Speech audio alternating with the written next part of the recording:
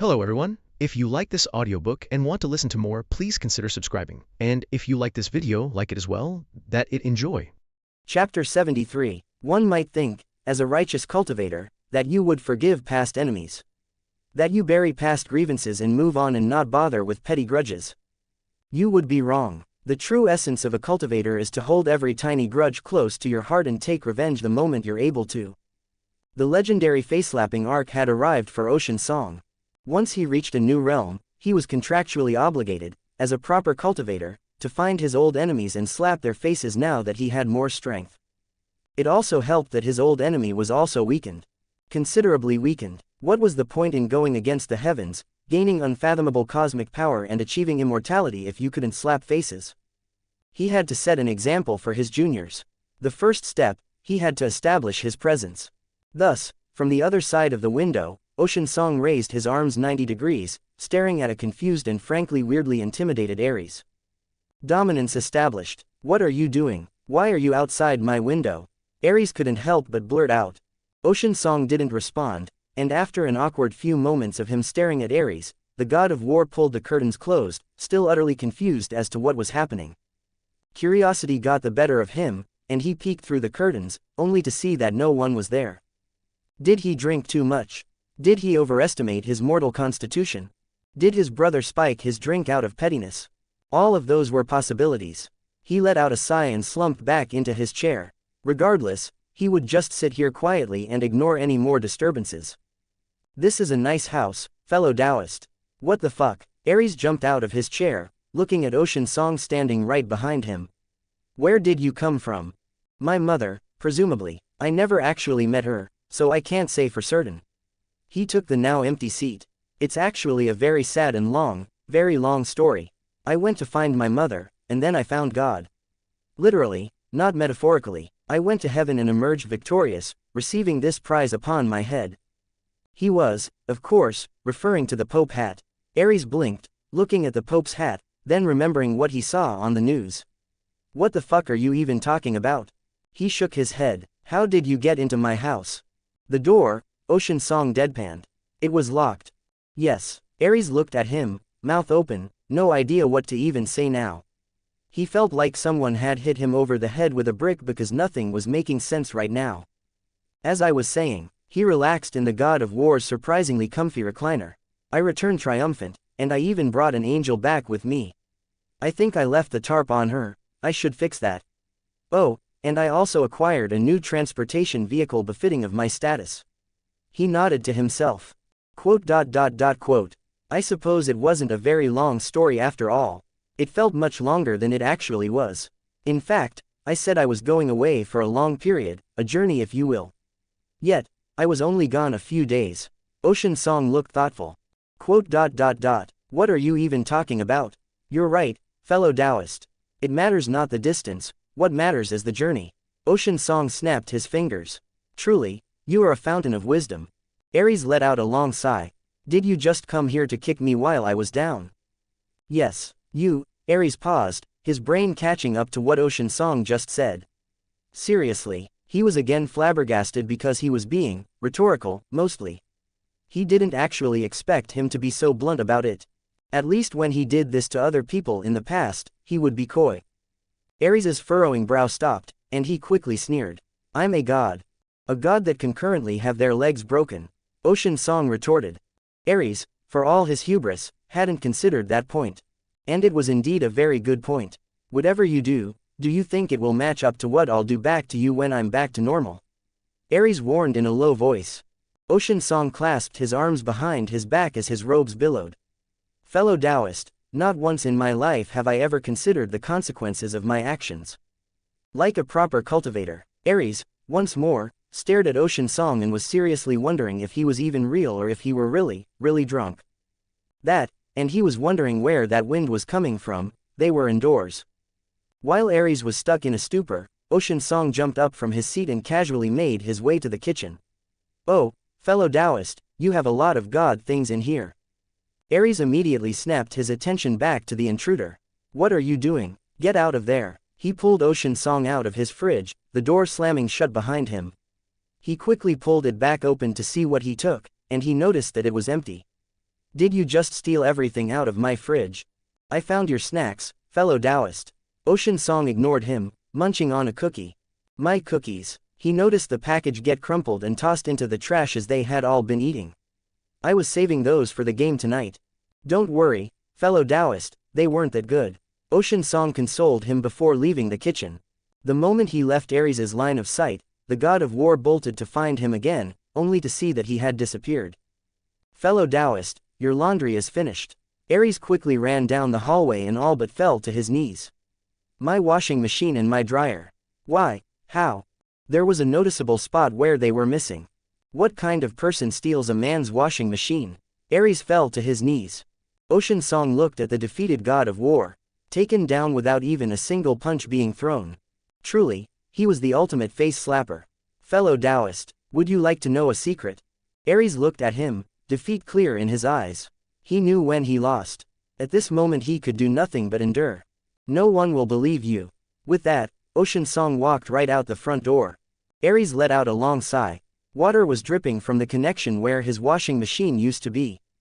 Thankfully, the water shut-off was in the bathroom, but as soon as he went in, he froze.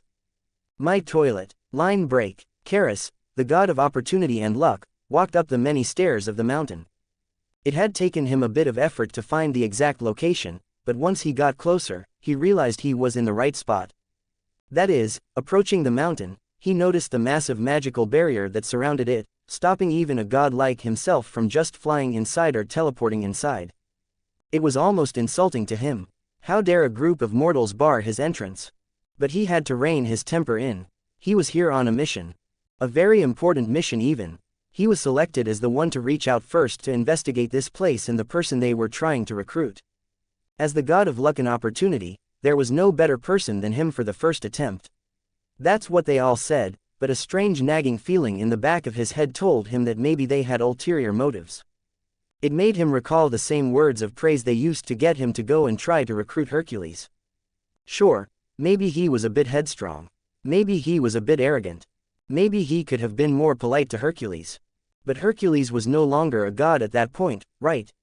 And he, Charis, was a powerful and valued god, they all even said so. And sure, maybe it did end up with him getting quite literally stuffed into a trash can while Hercules called him a scrawny little runt, but that was just a momentary setback. It was just normal sibling behavior, right? They were both children of Zeus. Even if Zeus never showed the same pride or praised him the same way he did Hercules. Even if Zeus never really even reached out, or talked to him, or even asked him how he was doing. It gave Charis pause, but he ignored it for now and continued onwards. He was an instrumental part of the group of lesser gods, and he had a mission.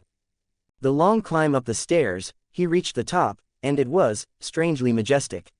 It had a certain ambience and aura to it that left the lesser god feeling slightly envious. His own home was significantly less grand. Hell, he didn't even have a mountain. He had a small little residence on Mount Olympus, but his real home was, well, it wasn't very magnificent. Charis may not be the most famous or strong of gods, but he was still a lesser god. It made him rather angry now to think that a bunch of mortals lived here when he didn't have something as good. Jealousy was something he inherited from his father. Unfortunately, he didn't inherit the king of gods' strength. Charis was perhaps the weakest of the lesser gods, if not within that range. He looked around at the entrance. There was no one to greet him, and no one to stop him either. He stepped inside, and he noticed that he passed through the barrier without any problems. It showed that the barrier didn't stop people approaching from the entrance, which confused him. If people could just walk in through the front door, what was the point? At the very least you needed someone guarding the door. Bahu. What the fuck's we VHFDFH? The god nearly jumped out of his skin as he fell over and rolled across the ground. He felt something just suddenly breath on his neck and shout in his ear. Even the god wasn't immune to being startled and frightened like that. The next moment, there was nothing there. He looked around frantically, but there was no one besides him, no one hiding. Even with his godly senses, he couldn't discover anyone hiding nearby.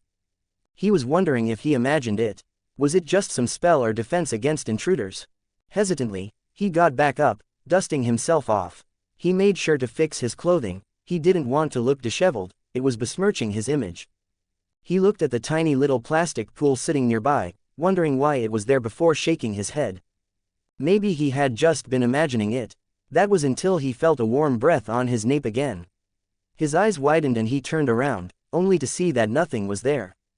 "Who's there?" he shouted, but there was no response. "I demand to meet with the owner of this place. I am Karis." He looked around as his words echoed against the walls with no one responding. Out of the corner of his eye, he could have sworn he just saw something. Something big, something imposing, something, sliding across the ground, sort of dragging itself awkwardly. But the moment he tried to focus on it, it disappeared.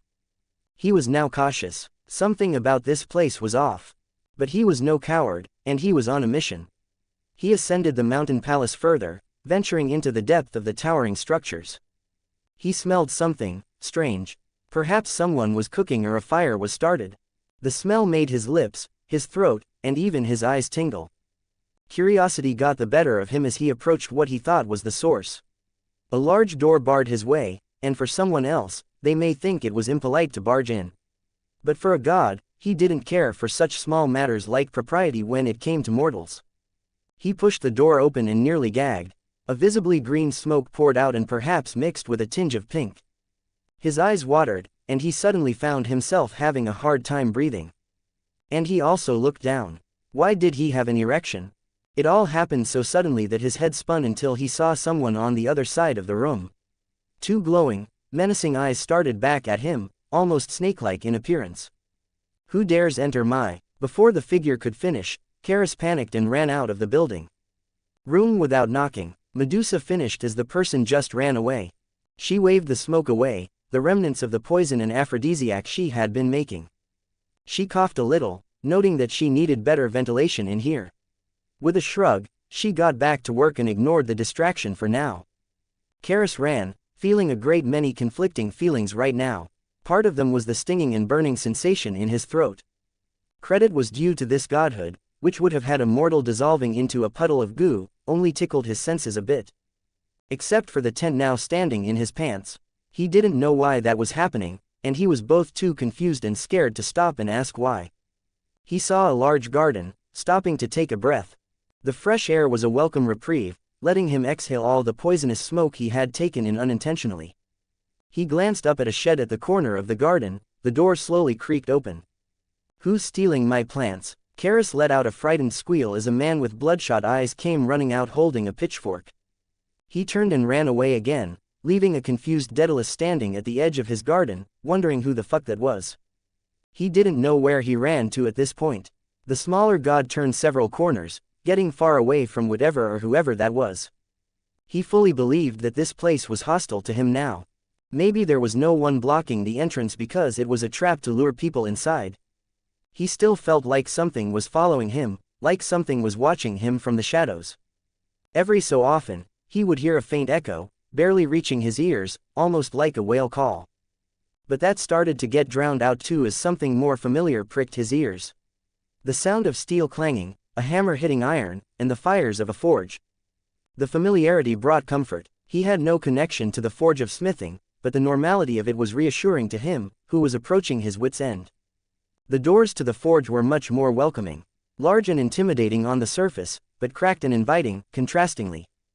He pulled open one of the doors, stepping inside. And as he felt the heat hit his face, the hammering stopped. Karis felt a tingle down his spine. "Mongrel," a loud voice boomed. "Daring to step into my forge without announcing yourself." Karis only saw a flash of light, and a dozen swords embedded themselves into the wall right next to him. The little god let out a shrill cry and ran away again. Tyson stepped out from behind his forging equipment, hammer in hand. "Nessie, how did I do? I was practicing. Did I do a good job like senior brother told me?" The Cyclops had a big smile on his face as he looked around. "Nessie," he scratched his cheek and just assumed he must have imagined someone coming inside. Seeing that no one was around, Tyson took his swords back to try again when Nessie came around. He was very excited to show how much he had been practicing. At this point, Karis was on the verge of tears. He didn't know what was happening. He just came here on a mission to invite the new god to their group to extend an olive branch. And now, he had eyes full of tears, his throat itched, he was scared, and he still had an erection, and he didn't know why. He was a god, Why was this place so terrifying? He tripped down a flight of stairs, only picking himself up as he hit the bottom, landing in a modest courtyard. The smaller god looked around, noticing he wasn't alone as his breath hitched. Of course, there was a weird car just parked on the stone. With a clearer mind, he would ask how it even got there, but his attention was instead drawn to the silhouette of a person, covered in a sheet or a tarp or a blanket. He didn't know what it was, but it just stood there. Even as he made a ruckus, it didn't move. Karis swallowed as he approached it, unconsciously drawn to it. Hello. After another moment, he cleared his throat. I am Karis, god of opportunity, he announced proudly, but there was still no response. He poked it, feeling a physical response underneath, and he let out a relaxed sigh. Maybe it was the opportunity to let his heart calm down, but he had a moment to gather his thoughts. He was a god, it was beneath him to be scared so easily. A bunch of mortals wouldn't be able to scare him. If he wanted, he could simply destroy this place. He reassured himself. If anything, he now was confident, angry even. He announced himself, and yet, whoever was under this tarp was ignoring him. With a scoff, he pulled the tarp up, about to give them a particular scolding, maybe even punishment depending on his mood. There was a woman there, standing unmoving, her eyes turned to him. Her many eyes. Her many eyes. He gazed past the facsimile of a person and saw what was underneath. Wings and eyes, looking down on him. His fragile confidence shattered and he fell over.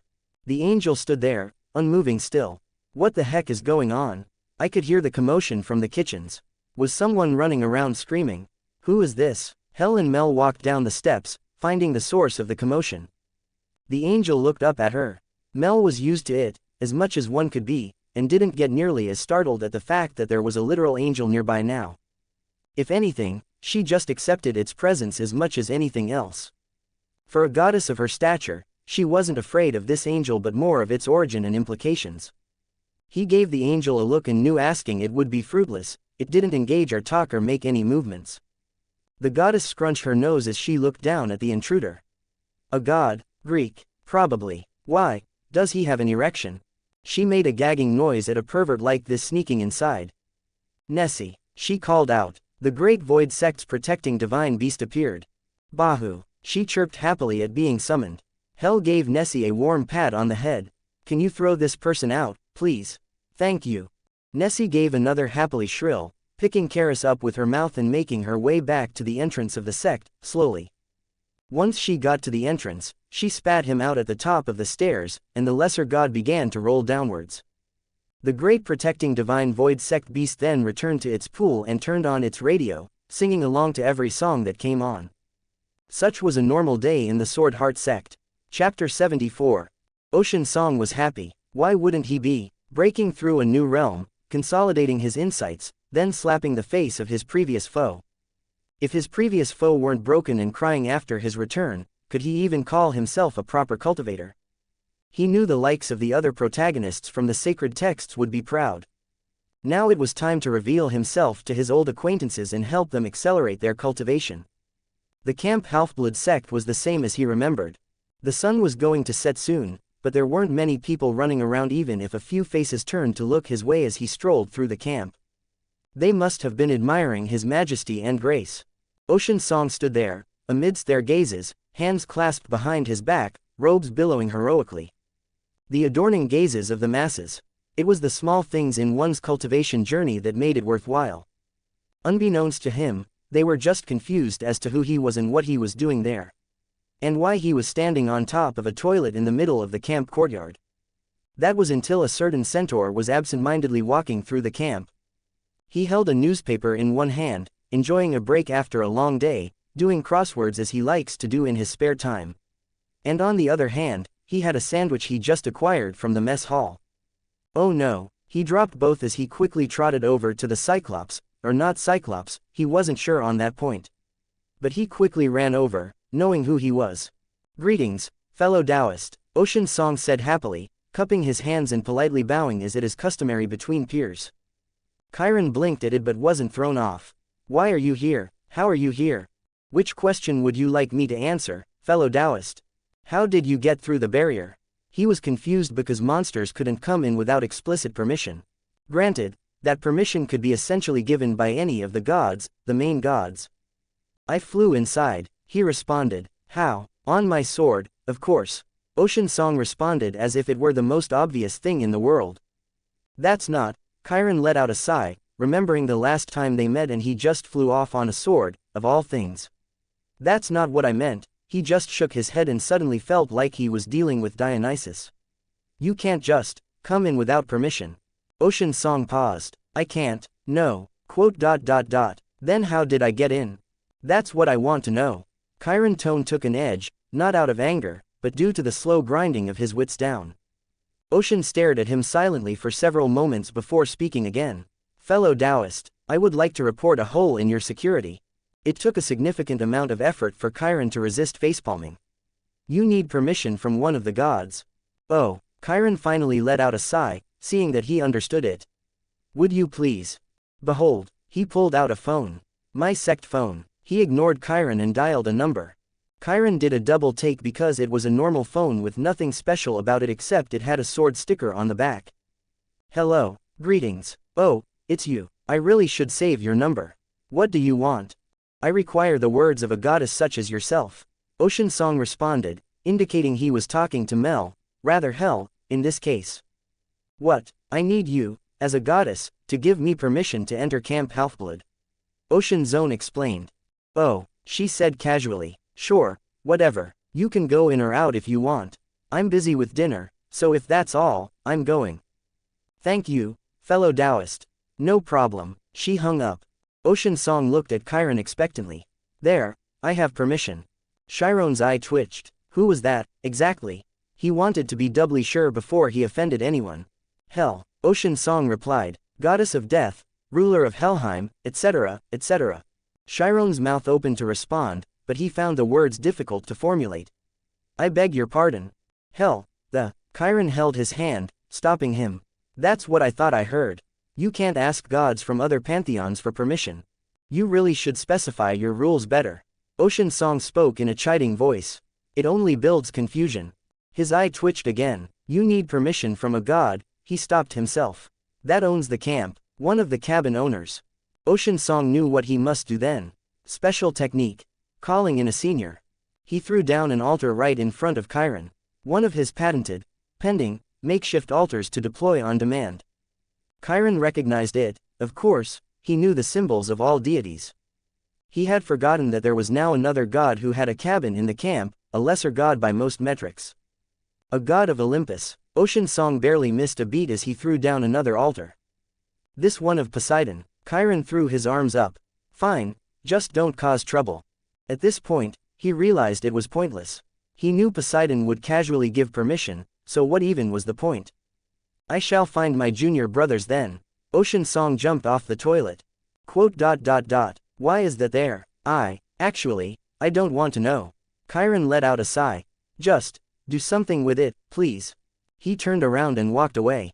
Ocean Song considered the great teacher's words.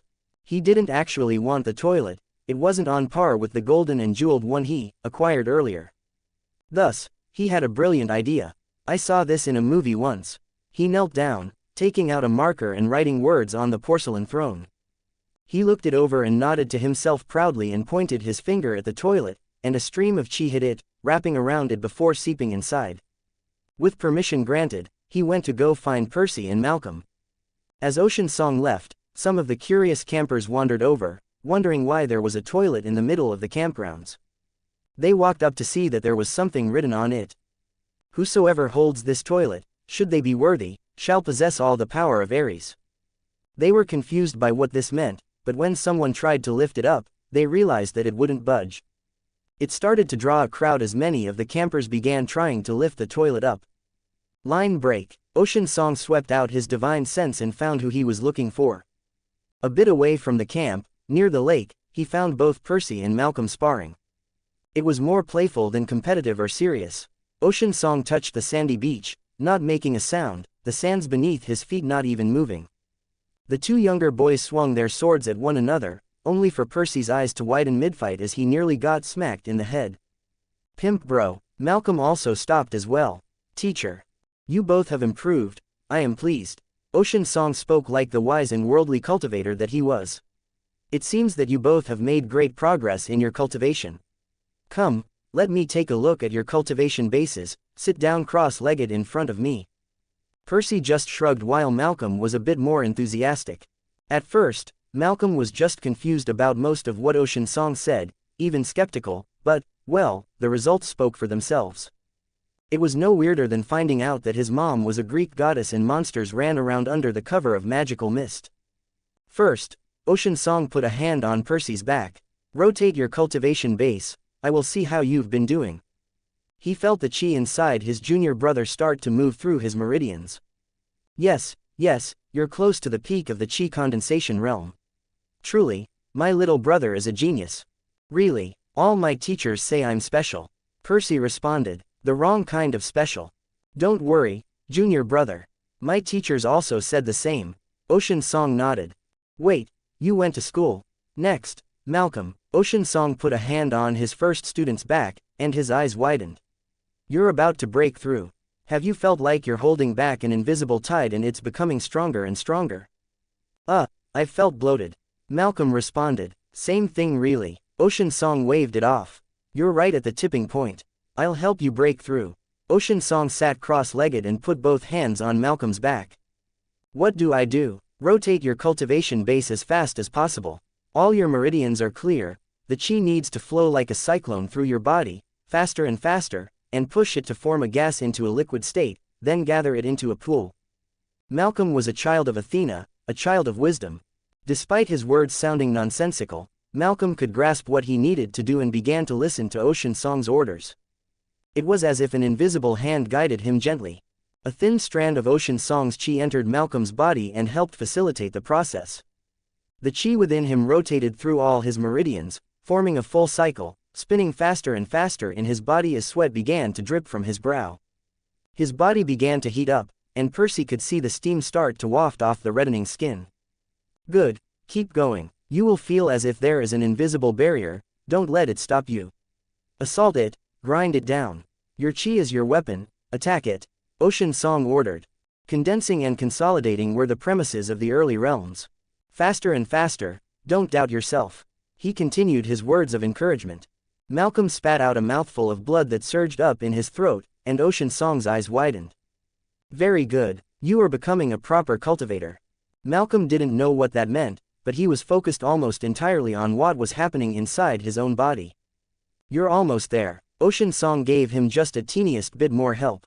That single strand of chi surged inside him and his internal cycle accelerated fast enough that it formed an internal cyclone, and his internal chi began to solidify, or liquefy in this case. Form it properly. Let your chi gather into a calm pool, the eye of the storm. It was like dripping from a faucet while the pipes continued to nearly burst at the seams. Drip by drip, he didn't have the same benefits that Ocean Song or Percy had with their connection to water, in that they could forego lots of caution and just push their bodies past the brink only to heal moments later. Despite all this being explained, it actually only happened in a few moments in real time.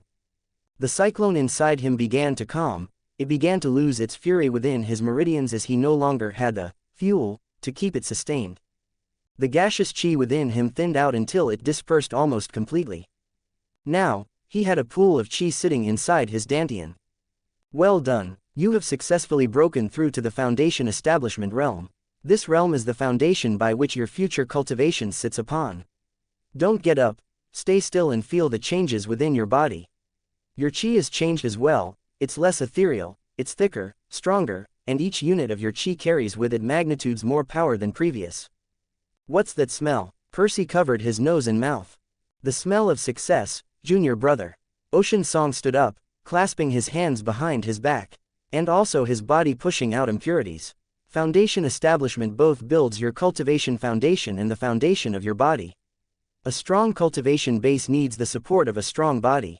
Hidden mortal ailments you may have had, bones that broke when you were younger and didn't heal right, bad cholesterol, etc., have been corrected. This is the body pushing all of that out. It smells like poop, Percy added. Indeed, Ocean Song nodded sagely. I can hear you both. Malcolm deadpanned. Ocean Song scrunched his nose. Okay, consolidation time over, time for a break. Wait, what? Malcolm blurted out, confused as Ocean Song lifted him up by the collar. Yeet, he threw Malcolm into the lake to wash him off. I gotta do that too, right? Percy asked. You're almost there. You're right around the peak of chi condensation.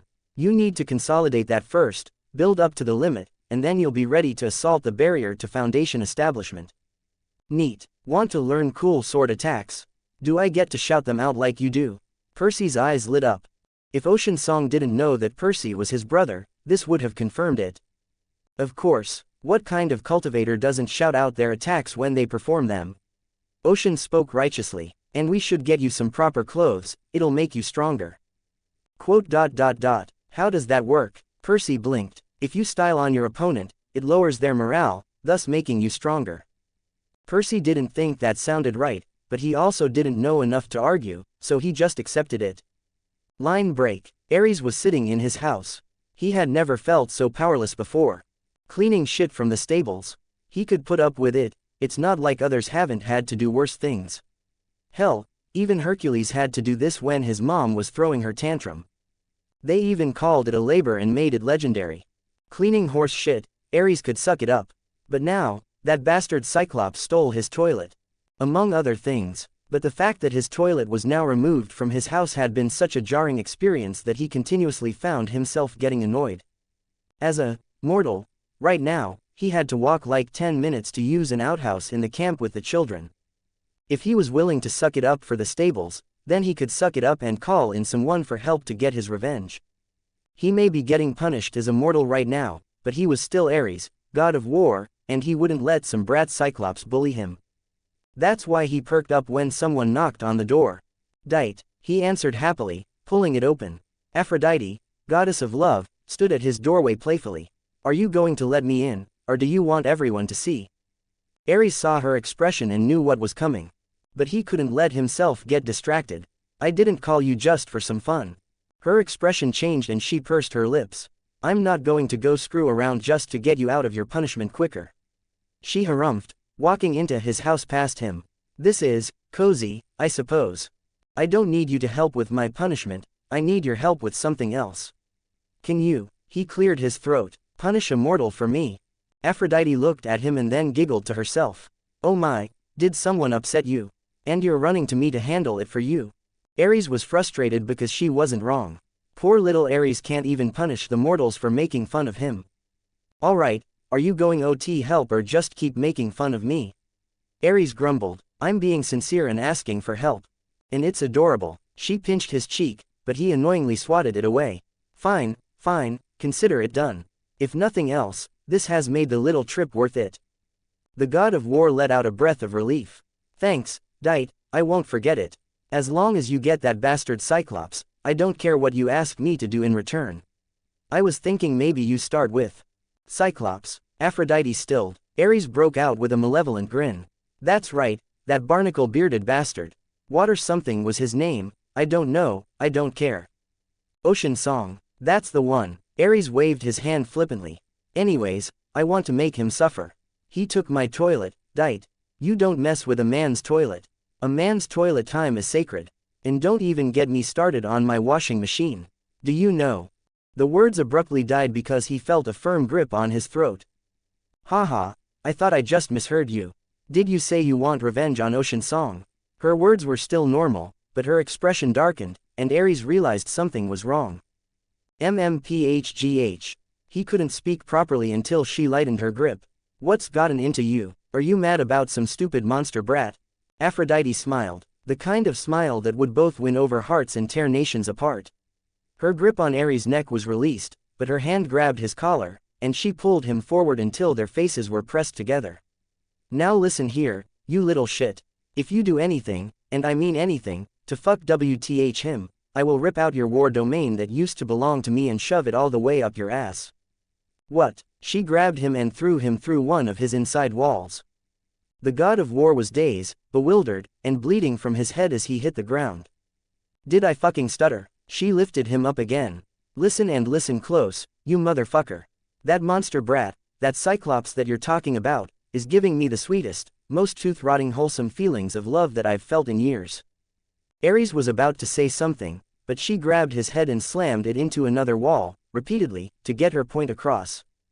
Do you know what it feels like to have diabetes injected right into your veins? She pulled him back, his face was bloodied, and he let out a faint whimper. He's in love with Hecate. Do you understand what I'm talking about? She let him go. She wiped her hands off, sneering disdainfully. Hecate, you wanted to ruin their cute little relationship. She got herself angry again and started kicking him. Do you have any idea when the last time I saw Hecate get heart flutters was? I can't remember. She kicked him even harder as he went sliding across the room. She grabbed him by the collar, lifting him up again until their faces were level. You will not ruin my favorite relationship. Do you understand? Whyish, he slurred. Good. She dropped him one last time, scowling. Don't fuck with my shipping. With a scoff, the goddess of love left him there, confused, bloodied, and still without his toilet. Chapter 75. Look at him. Dionysus stared out the window blinds slightly askew due to his finger pulling on them. Acting like he doesn't even know we're watching. Quote. I'm fairly sure he doesn't know we're watching, Lord Dionysus, Chiron responded. No, he knows, the god of wine said plainly. I know it, deep in my bones. Chiron didn't know what to say to that. What's he doing? Something horrible, catastrophic, nefarious. Which is? Chiron blinked. He's stepping on my toes, Chiron. Dionysus threw his hands up. Come again. The trainer of heroes was confused. Madness is my shtick. Chiron threw his can of coke across the room. And now some newly ascended god tries to strut into my chicken coop, acting like he's the big cheese. Mr. D, are you drunk? Chiron asked carefully. Dionysus let out a laugh. Of course I am. Do you think I could survive all the bullshit recently without being drunk? Didn't the king forbid you from drinking? Chiron took a step back as if he were expecting a stray lightning bolt. Oddly, he saw Dionysus shoot him the most condescending look. Chiron, I'm the god of wine, do you think I can't make myself drunk without drinking wine? If anything, Dionysus sounded offended to Chiron's ears. I just never cared to do it because I knew there would be a day. A day that I would need a little pick-me-up. I know Pops would throw a fit, but he's too busy right now, so I thought fuck it. Chiron was surprised. Impressed but surprised. Usually, Dionysus didn't work with that kind of subtlety. And what are your thoughts on, him? Chiron decided not to touch the subject anymore. It was none of his business, and if Dionysus broke any rules, it wasn't his place to say anything. PFF'd, shit is crazy, Dionysus snorted. Don't know what he did to himself, but I have no doubt that there's something messed up in that kid's head. Chiron frowned. What makes you say so? Well, he's currently teaching Poseidon's other brat to, and I quote, ascend to the heavens, sever the laws of mortality, and achieve immortality with a single swing of your sword. End quote. Chiron opened his mouth briefly, then paused. Are you sure? Fairly sure, yeah, Lord D, this is the same person who achieved the unprecedented feat of self-ascension for the first time in thousands of years. The same person who retrieved the lightning bolt and the golden apple tree and even fought Ares. In Chiron's mind, the Cyclops had to be someone of frightening intelligence. Sure, he may be a bit odd. Many of the strongest or smartest people were eccentric. Even Athena had her quirks that he learned over the years. Chiron, you had a bunch of brats he taught in camp not long ago before we sent them on their way, or whatever. I wasn't really paying attention to what happened to them. Chiron let out a sigh. They're undergoing schooling to acclimate to this time period. The children were rescued from the time-locked casino. It was a difficult issue to handle. The gods had argued about how to handle them for a long time before they finally settled on, well, pushing it off until they were educated. A big nothing response, but still, it was the right move in Chiron's mind. Especially since he wasn't the one forced to educate them. He already had enough on his plate. And, of course, the one responsible for rescuing them was the same person they, Dionysus, were spying on. There, Dionysus suddenly shouted, startling Chiron. He just called my mother he just called my mother a placeholder for future character development. Chiron stayed silent as Dionysus waved his arms around. I don't know what that means, Chiron, but by father's beard, this can't stand. Chiron let out another sigh. I don't think, I am not a background NPC. Dionysus interrupted him, seemingly ignoring the centaur entirely. Chiron simply shook his head. He hadn't seen Dionysus drunk in so long he forgot what it was like. He felt silly for even considering the man's words at this point. It was safe to assume that anything he said was ignorable. Line break. Pimp bro, you alright? You were staring off for a minute. Percy stopped his sword practice to ask. Ocean Song blinked and smiled. Sorry, I was just dealing with something a bit away. Show me your form again. Percy went through the sword motions that Ocean Song taught him as the Cyclops nodded. For a two-eyed Cyclops, you have picked it up quickly. Thanks, Pimp bro, Percy beamed. But, not to sound like a downer, but will this actually do anything? It feels more like I'm dancing. Ocean Song perked up. He walked over to a tree and snapped off a branch and gave it a few waves. Without a word, he walked to the edge of the lake and held the sword up. He swung it crisply through the air, and then he followed the same set of sword forms that he taught Percy. They looked meaningless, even strange from an outside perspective. But as he finished, and his sword came down again, an invisible weight was carried along with it. Percy felt like he was standing at the top of a mountain, like it became harder to breathe. Malcolm, who was sitting nearby, consolidating his newfound cultivation, opened his eyes and felt a tremble in his body. Perhaps even more than Percy, with his now foundation establishment cultivation, he could see the way the branch in Ocean Song's hand moved through the world. The branch was brought down, and with it, the lake was split in two onto the lakebed. Both boys saw the lake part all the way to the other side before the water filled back in on itself. The forms may seem silly and nonsensical as well, but they all serve a purpose, to help you feel the flow and to control your chi. Once you reach small success with the sword forms, you will no longer be beholden to the sword forms and can utilize the sword techniques properly. Ocean Song explained. He realized that as a prestigious sword Dao expert, not everyone would have his understanding of the sword. That, and they didn't have 20 years on a time-locked island to do nothing but swing their swords every day. And in hindsight, he could understand that perhaps this was a bit extreme and may or may not have had a side effect on his psyche. Especially since he was a newborn and it was his development years. When he should have been socializing and growing, he experienced intense loneliness and isolation with only thoughts of cultivation to keep him sane. Yes, it was a sudden and debilitating realization. Therefore, as a proper cultivator, Ocean Song repressed those thoughts because true cultivation doesn't have emotional growth. They just get stronger and beat up anyone who contradicts them. He recalled the train of thought he was having before and continued. These sword forms are the beginning of the ocean sword techniques I created. If you master them, then you will be able to learn each technique far easier than if you tried to learn the techniques before. Like training wheels on a bike. The moves were about feeling the ebb and flow of the ocean's chi, churning it and spinning it, controlling it, and focusing your intent and training your control. If you say so. Percy scratched his head, not understanding much of what he said. With a shrug he got back to practice. Truth be told, it made about as much sense as anything else he learned since coming to camp.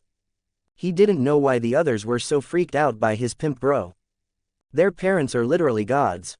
Greek gods. In comparison, was it really weird that someone could shoot a dragon out of their sword? Really, the only thing that would faze him at this point is if he found out that the gods were actually giant robots or something. But that would be ridiculous. Ocean Song pat his brother on the shoulder.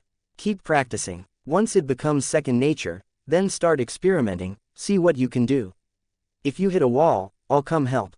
Percy smiled. Sure, I'll just keep dancing away, and hopefully I can shoot dragons from my sword eventually. Malcolm snorted but didn't rebuke him. Malcolm, consolidate your new realm and get used to your new strength before you spar with someone again, Ocean Song warned. Will do, he answered before closing his eyes and going back to meditating. Ocean Song felt like a very good teacher. Were his students just that good? No, it was him that was amazing. He would have clasped his hands behind his back, posing heroically with his robes billowing, but he had something he wanted to go do. He gave them instructions, so it was time to disappear mysteriously when they were looking away. Hey, what's that over there? Ocean Song pointed in the opposite direction. Both of them looked, and he took that chance to escape. Truly, they would be confused and be bewildered by his sudden departure. Like Batman, as he left, Percy and Malcolm were sort of confused. All right. I think my brother is kinda special. Yeah, what gave you that idea? Malcolm rolled his eyes, but he's not wrong, apparently. With a shrug, Percy was about to go back to swinging his sword, but he saw someone run over. There you two are. Annabeth let out a breath. I was looking all over for you both. Why are you even over here? Percy and Malcolm shared a look. Just hanging out, Percy said. Nothing. Malcolm spoke at nearly the same time. Boys, Annabeth sighed. There's something weird happening in camp. There's a toilet, it's just sitting there. That's what toilets do. Percy blinked. Unless, that's not what they're supposed to do. Annabeth smacked her forehead. No, I mean, it's in the middle of the courtyard near the cafeteria. And there are words on it saying that whoever lifts it will get all of Ares' power. Will it? Malcolm opened his eyes fully. No one can lift it up. You two want to give it a try? Annabeth asked. Again the two boys shared a look, then quickly got up and followed her to find the mythical toilet for themselves. Line break. Ocean Song walked through the camp. People gave him strange looks, but they seemed much more interested in something else happening. There was some excitement about something that had them all worked up and running in the opposite direction. Well, he didn't know what it was, but he had his own goals. Though, he found himself stopping. The campfire at the center of camp had one person poking at the embers, making sure it was still going. Sitting on a wooden log, she looked up, and Ocean Song met her gaze. She didn't speak, but she had the disappointed mother look that was powerful enough that even Ocean Song's Tao heart shuddered. Yes, Hestia, goddess of the heart, was all but saying, I know what you did with her eyes. It may or may not have something to do with the fact that Hestia was very clear on who actually stole Hera's divine apple tree. Yet, somehow the blame got placed on Ares while the true culprit was currently standing only a few feet from her. I'm not apologizing, Ocean Song blurted out after finding his courage to overcome the look. Hestia let out a long sigh. That may as well have been verbal permission from the goddess to go. Ocean Song perked up. You are my second favorite goddess, here's a gift. He said it all in one quick breath as he used his fastest speed to escape from the goddess. Hestia's eye twitched because there was a golden apple now sitting in her lap. Second favorite, HMPH. Hestia angrily took a bite of the apple, though it lacked any true irritation. You're lucky, I was going to smack you upside the head for what you did. I'll forgive you this once. Ocean Song didn't know how close he came to divine spanking, but he found the object of his quest rather quickly. It was a fair distance away from the other cabins, but he arrived in front of the new Hecate cabin. It was closer to the woods, smaller than the others too. Ocean Song realized it must be an ego thing. The other gods wouldn't want this near theirs nor be on the same level as them. Ocean Song understood it. If another sect dared to set up close to his home, he would have to go style on them and make sure they knew who the top sect in the area was. Ocean Song ran a hand through his hair, making sure it was tidy. He fixed his collar as well, double-checking to make sure that his clothes weren't unkempt. The outside of it looked like a Gothic mansion almost. A metal fence around the perimeter, and various decorations that seemed like they wouldn't be out of place at Halloween. It all but screamed witches live here. He walked up to the front door with a bit of nervousness as he knocked on it. Someone answered quickly as the door flung open. Yeah, what do you want? A woman answered rather bluntly. Probably mid to late teens, dark hair, and he noticed she had her mother's eyes.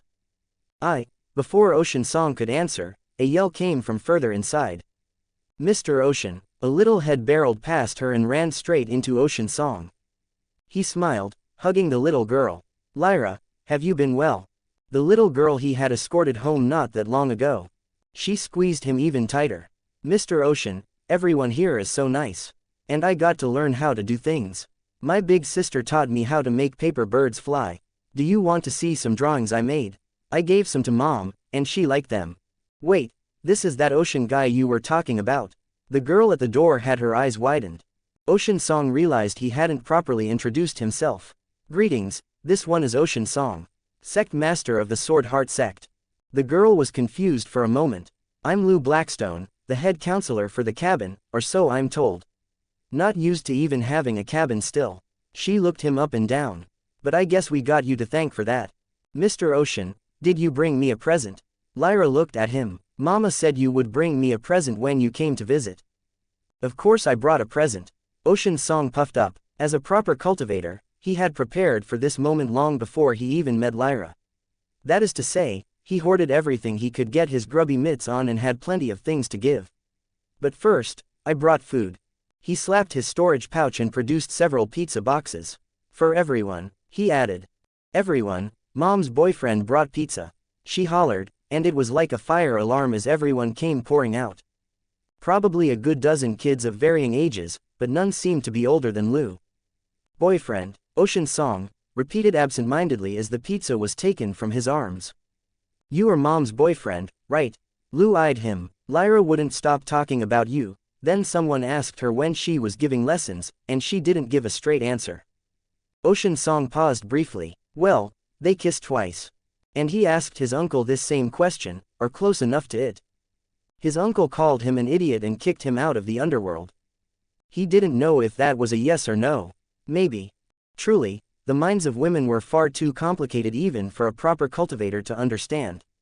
Well, you're not ugly at least. She gave him another up and down look. Ocean Song preened under the praise. Being complimented by the daughter of the woman he admires was a great feeling. Didn't Lyra say he was a Cyclops? Ask him why he has 2 eyes. One of the children called out, a boy in the back. Don't say that, Lou hissed. It sounds racist.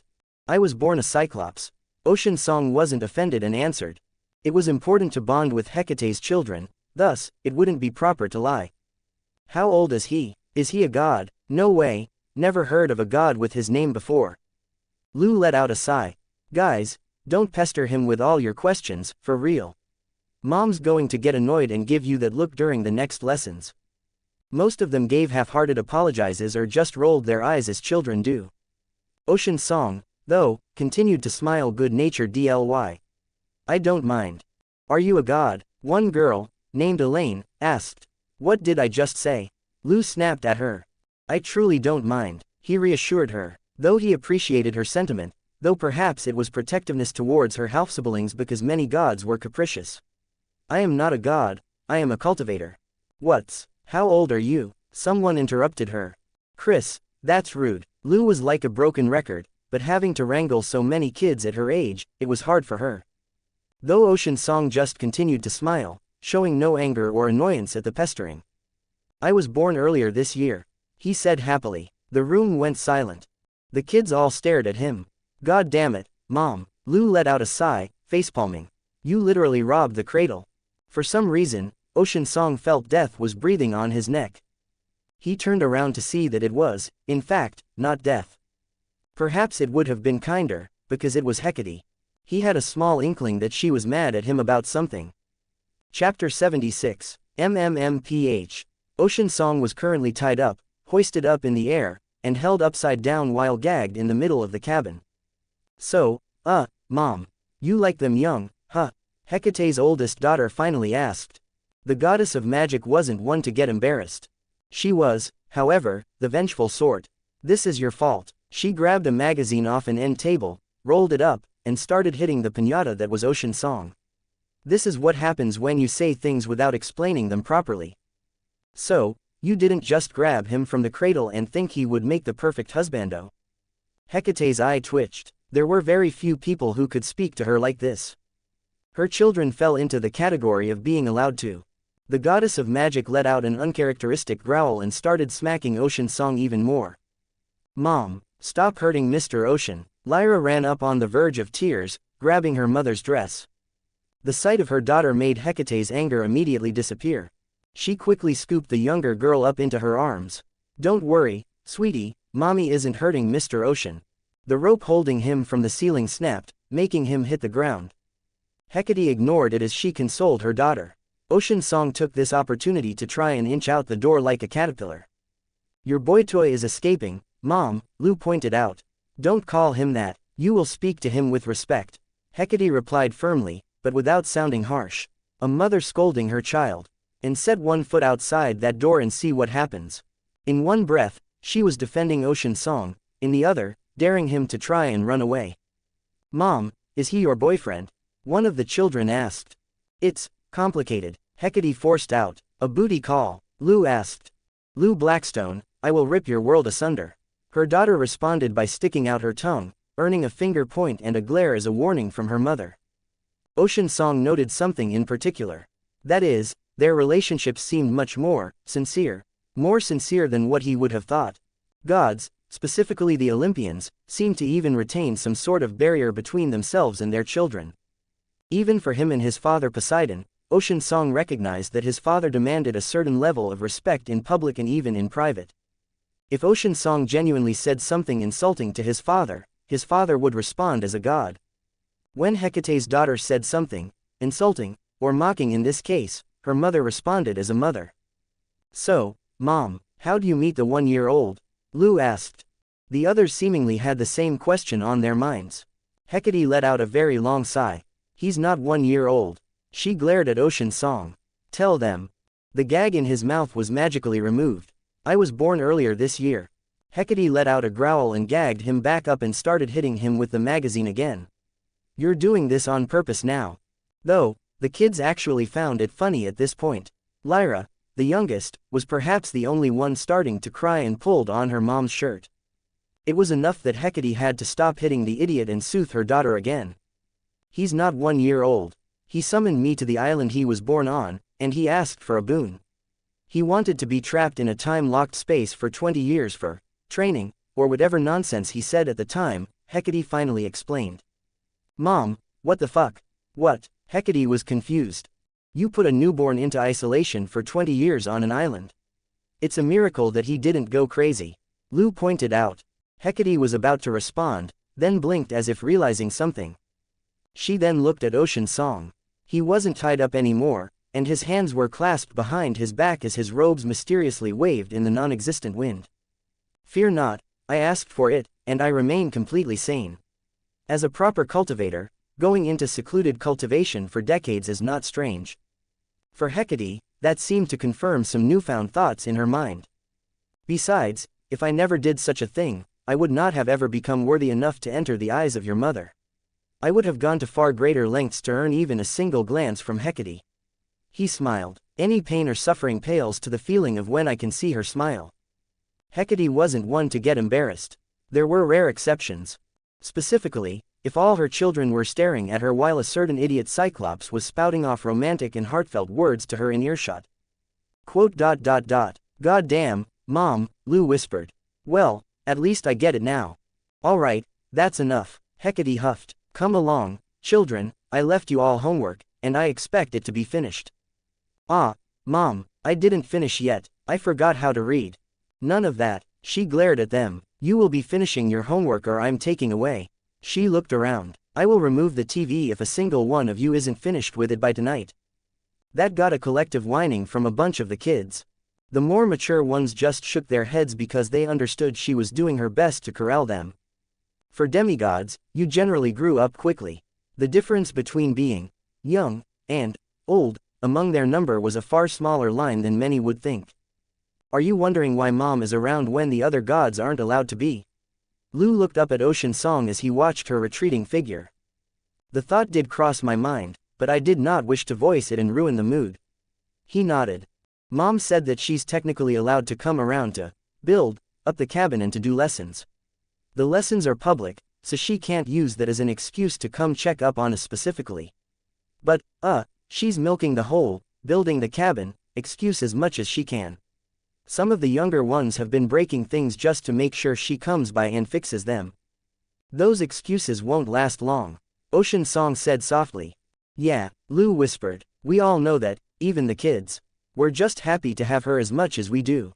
Not all of the kids here were lucky to have a parent in our lives, you know. Ocean Song, for some reason, understood that she wasn't merely speaking of a mortal parent to raise them. Hell, some of us didn't even have a second parent. She let out a chuckle. Mom didn't always make a kid with the help of someone else. Though, it's probably not as weird as it sounds considering the Athena cabin. It wasn't that strange, even ignoring the Athena cabin, which is born from the thoughts of the goddess when she meets someone she finds intellectually stimulating. There are recounts in myths and legends about children being born in unconventional ways. It would be easy for the goddess of magic to make a child through such unconventional methods. Mom has a lot of children. Lu eyed him. Like, a lot of kids. Not just all of us here in the cabin. Mom told us about all her other children that are still running around. But even ignoring the old ones, none of us are full siblings. Yes, Ocean Song was confused. I'm saying that Mom wasn't exactly the wholesome partner. When she was lonely, she would go out and find someone to spend the night with. Lu unconsciously tucked some hair behind her ear as she crossed her arms. I asked Mom about it before, why didn't you love Dad? The same questions all of us usually have. She explained it to me when I got older and understood. It was a one-night stand. She was lonely and wanted some companionship. She doesn't try to get pregnant, but if it happens, she lets it happen. It was as if she were judging Ocean Song's reaction, gauging his response to this kind of information. It wasn't the most flattering description of the goddess. Lou was aware of this and was explicitly doing it on purpose. She said that she never loved any of our parents. I kind of appreciate the honesty in a way. I'm not some wide-eyed brat now. I understand that sometimes people just want to spend the night together. I'm just curious if you think differently of Mom knowing this. You think I would be upset? Ocean Song tilted his head. Isn't it weird when boys find out that girls have had a lot of partners? Lou asked. Ocean Song chuckled. Why would I be upset? If I were to get upset, it would be condemning all of you, to reject your existence. And that would mean to reject parts of her heart and by extension herself. Lou was silent as she digested what he just told her. It was definitely not the response she was expecting. On one hand, she was expecting some kind of, ew, response to being told that her mom was kind of sleeping around a lot. The other end, she was expecting like an, it's in the past, sort of deal. She did not expect him to just be so, openly accepting of it. Accepting of it because of her children out of everything. Her own stepmother despised her and constantly reminded her of this fact. And she always said that it was because of her, whore of a mother. It just became a sort of assumption that stepparents didn't like their stepchildren. Gods, did Mom really whip you that hard already? Did she already drag you off into her bed? Lou said mockingly because it was the easiest thing to say due to her strange emotions right now. Ocean Song puffed up his chest. I am still as pure as fresh snow, he said proudly. It took a moment for Lou to understand what he meant by that. Oh my God, Lou covered her face in embarrassment. You can't just say something like that. Though, we have kissed. Stop, I don't want to hear it. Twice. Mom, your boyfriend is being weird. Lou screamed as she ran away. Line break. It was rare for Hecate to experience something like this. As the goddess of magic, she had duties, but she often spent most of her time in the underworld. The rarity that she could act like a parent, a mother to her children without anything else to get in the way. She knew it wouldn't last, but it was enough right now in the moment that she cherished it.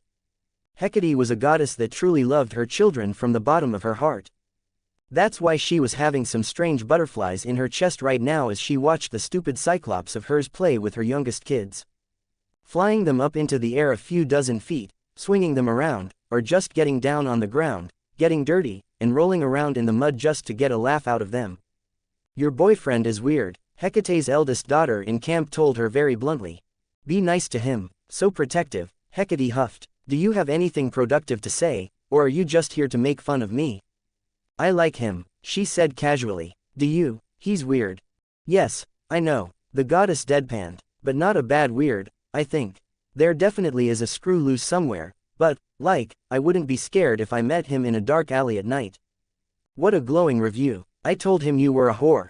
Her daughter blurted out. I wanted to see what he would say. Do you want to know what he said? Hecate's eye twitched, and she reached out and pulled on her daughter's cheek.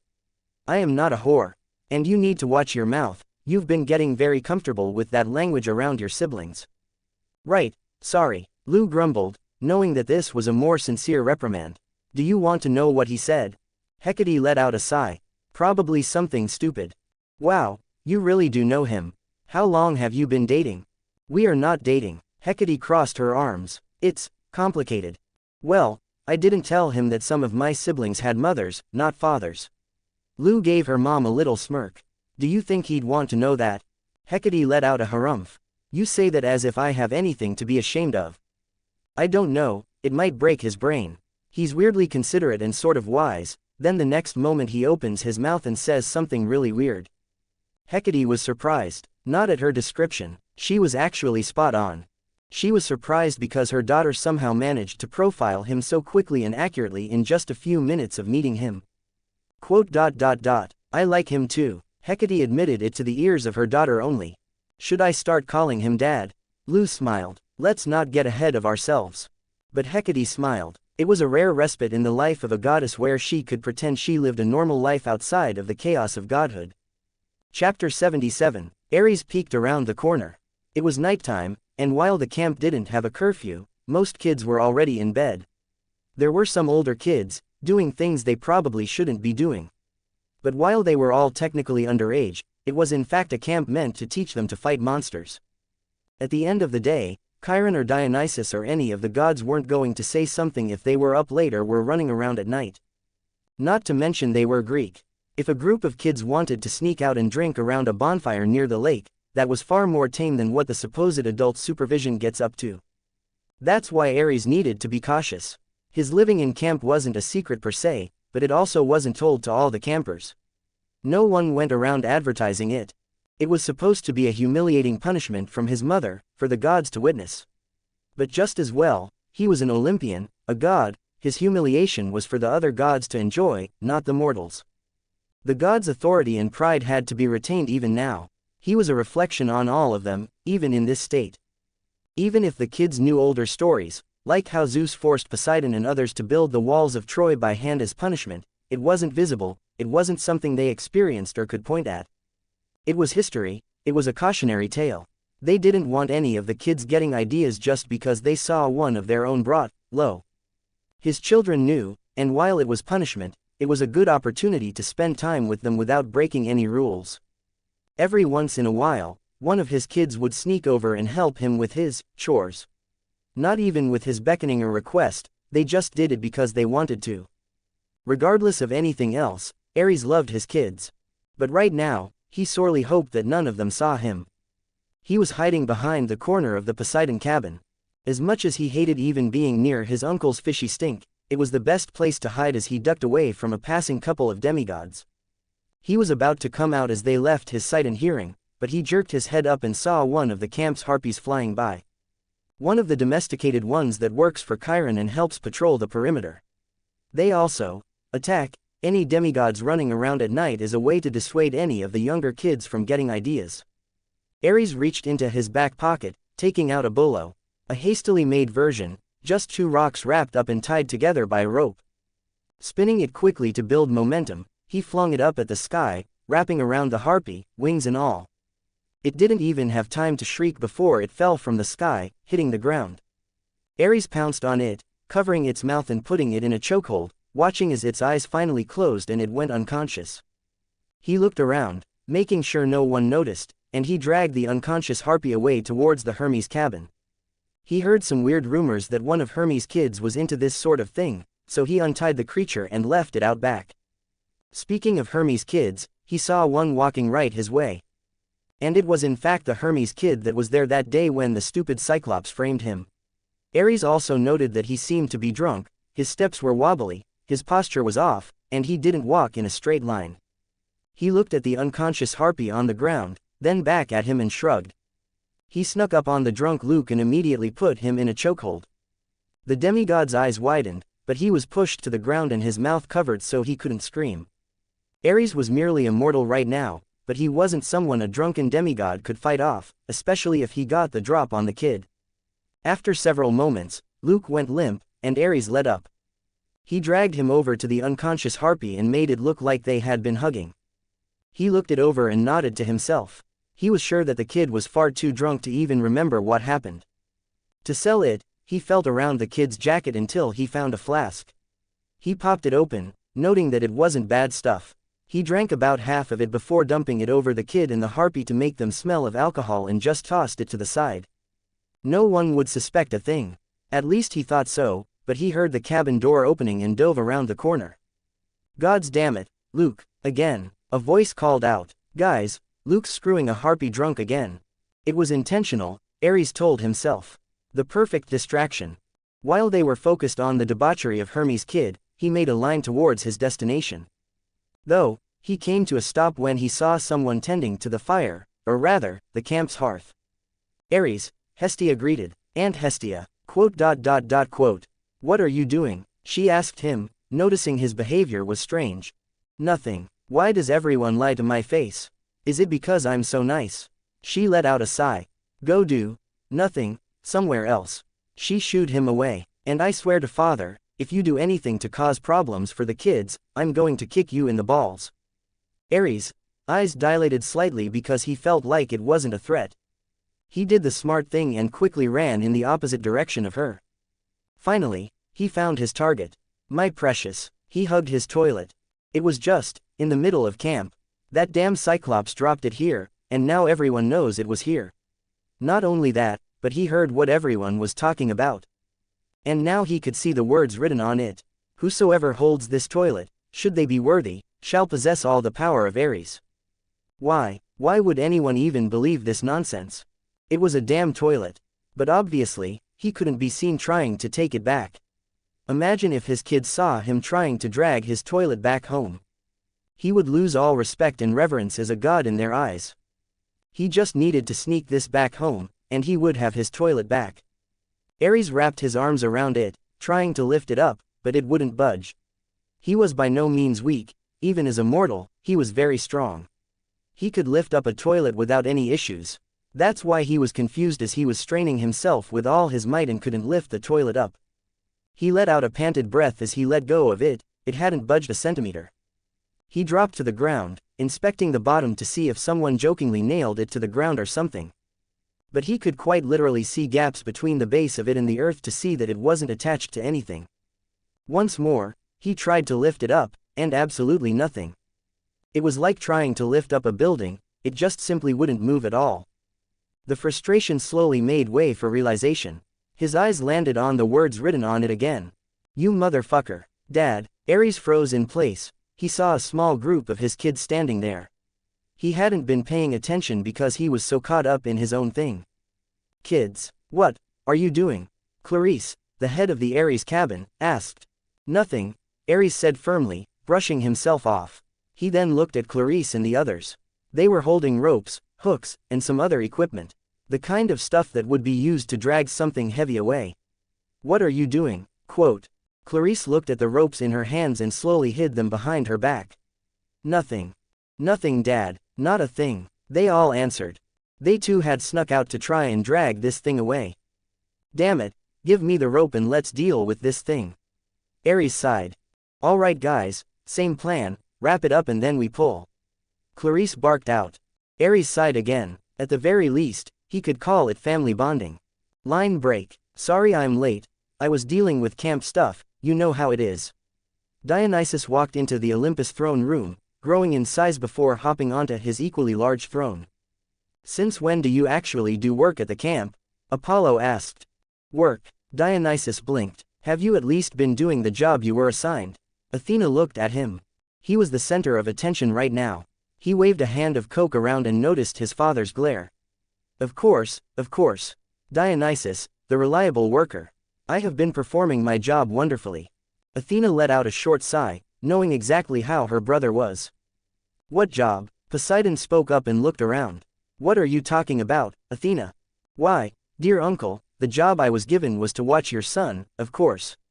Dionysus revealed it without a hint of hesitation. Athena shot him a look, but she knew he was intentionally ignoring her.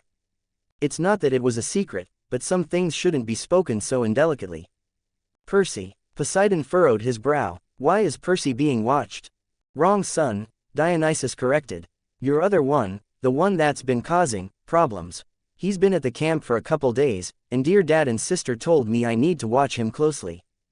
Poseidon's head snapped to his brother. Zeus, I need not explain myself.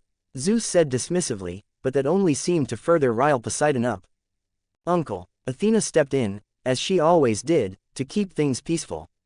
The decision is not without merit. Not without merit, Poseidon repeated back. Say that if it was one of your children being put under watch. If one of my children suddenly ascended to godhood, then I would welcome it.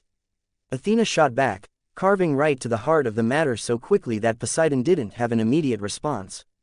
Logically, she had a valid point, and it was nearly impossible to refute.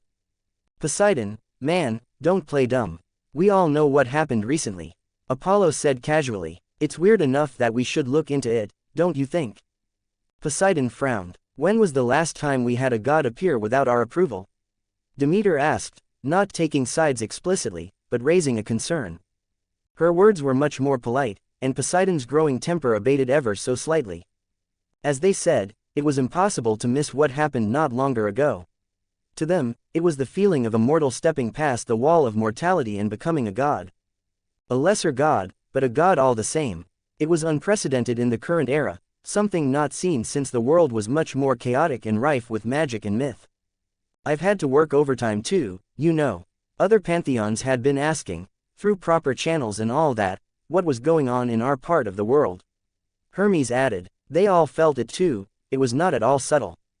Poseidon found himself being forced to relent.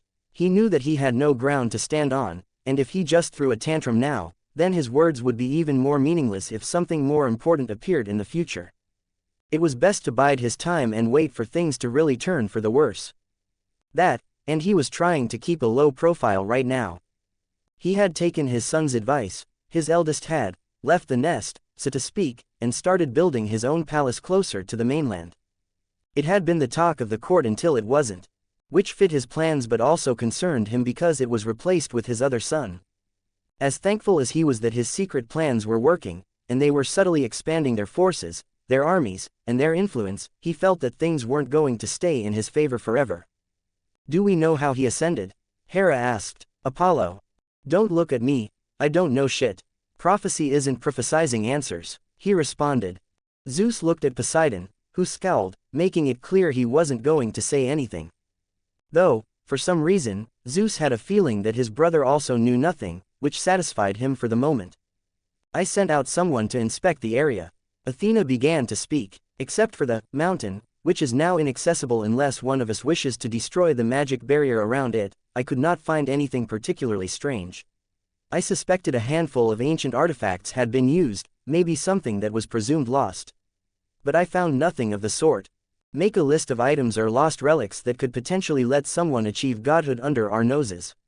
Zeus replied. I have it prepared, I will send it over after. Zeus gave her a single curt nod. Is the new god's brother not being taught by Hephaestus? Should we not just ask him? Artemis raised a valid point. The god of the forge didn't speak overly much in these meetings unless specifically called on. He let out a grunt to confirm it. I already did, he's too young, the boy just spoke in nonsense and didn't know anything. And what of the new god in camp? What did he do? Zeus looked at Dionysus, seeking any clues. He went to go meet with the other water brat, spent some time with him, helped him do some training, and all that. Dionysus answered honestly, then he went over to the Hecate cabin and spent the rest of the time there. The Hecate cabin? Aphrodite perked up. Did you say he went to the Hecate cabin? Yeah, Dionysus blinked. And, what did he do that? She leaned in with a strange smile on her face. Dionysus didn't know why, but he felt like she was in a strange mood right now. Something was definitely off about her, but he also didn't care enough to ask why. He played with her kids or something like that. The god of wine answered dismissively. Aphrodite let out a breath, looking very happy. If anyone cared to pay her any more attention, they would have seen her hands have cracked her armrest. It's happening, she whispered quietly. Why do we not just summon him and demand answers? Artemis offered perhaps the most obvious answer to the problem. If he is a new god, he still needs to understand where he stands. Zeus stood up from his seat before Poseidon could reject that. Very well, summon this new god before us, we shall have him explain himself before we add him among the number below us. The king of gods paused for a moment in realization. Does anyone know his domains? In fact, no one did. Chapter 78, Ocean Song was happy. Why wouldn't he be? As a jade beauty, it was important that he meet the family. He met goddess Hecate's kids, and they seemed to like him. He could consider today a success. And of course, it was important to give gifts, to his future family members. And he certainly gave many gifts. Yes, earning the favor of her children was the first step in his master plan. The second was to do his best to romance her with the fury that only a cultivator could accomplish. What that actually meant, he didn't know. But it sounded impressive. Unfortunately, his uncle Hades kicked him out of the underworld before he could properly obtain the full wisdom of romance from him. Such a Tao was one closely guarded, it seems. But it didn't matter. He was happy. That was basically what he came to the camp to do. Make sure Percy and Malcolm are doing well and help with their training. And then come to introduce himself to Hecate's children and leave a good impression. Overall, he'd say it was a good day. He was about to head on home until something caught his attention. Something fast came soaring through the sky. And with his divine sense, Ocean Song realized it was coming right for him. Winged sandals, a winged helmet, a staff with 2 snakes on it. Hermes, the messenger god. Hey, are you He looked at a parchment he was holding. Right, Ocean Song. That is me. Ocean Song clasped his hands behind his back. What can I do for you, fellow Taoist?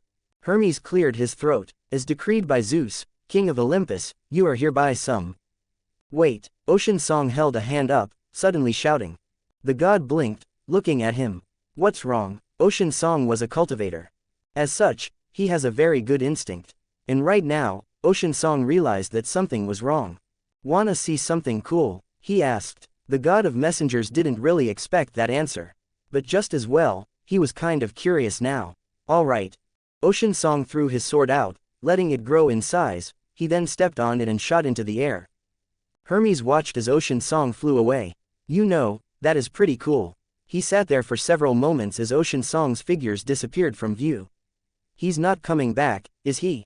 Hermes never actually had someone pull a fast one on him like that. Sure, as the god of thieves, he's had plenty of people try to cheat and trick him before. It came with the job.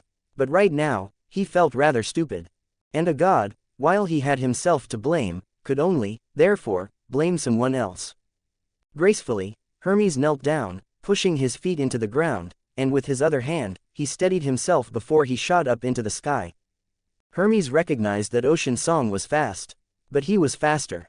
The god of messengers shot through the clouds, overlooking the horizon in all directions. He found his target a few miles away at this point and was still going.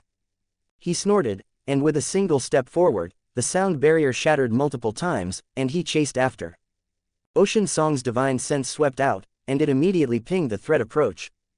Ocean Song did his best to speed up, and his speed was impressive, but he realized that he was perhaps competing against the fastest god. No sooner did the flying god catch up to him. You're pretty good, kid, but you're far from my match. He zipped right past Ocean Song, nearly coming to a stop, but seeing as Ocean Song just turned and tried to fly in a different direction, Hermes just decided to keep pace. Nice try. Anyways, he unfurled the parchment again. In accordance, Ocean Song deployed his secret technique. He plugged both ears with his fingers. La la la la la la, I can't hear you. Quote. Hermes would admit he did underestimate the new god's willingness to act like an idiot. And, admittedly, his job was to make sure the new god heard the summons. That was part of it. They had to be presented with the summons, and Hermes' job was to make sure it was given. He couldn't just toss it at him and wipe his hands clean. Otherwise, Ocean Song could just claim he never received it in the future and not show up. Then, who would be the one getting in trouble? Hermes. Alright, if that's how you want to place it. Hermes threw the parchment out, and it grew in size. It hung in the air, utterly massive in big glowing letters. What now? As long as the message was given, verbal or written, did it matter? He could make an oath on the sticks that he presented the message. Secret technique, Ocean shouted. He just closed his eyes before it could be read. Hermes' eye twitched. Well played, thank you, Ocean Song responded politely.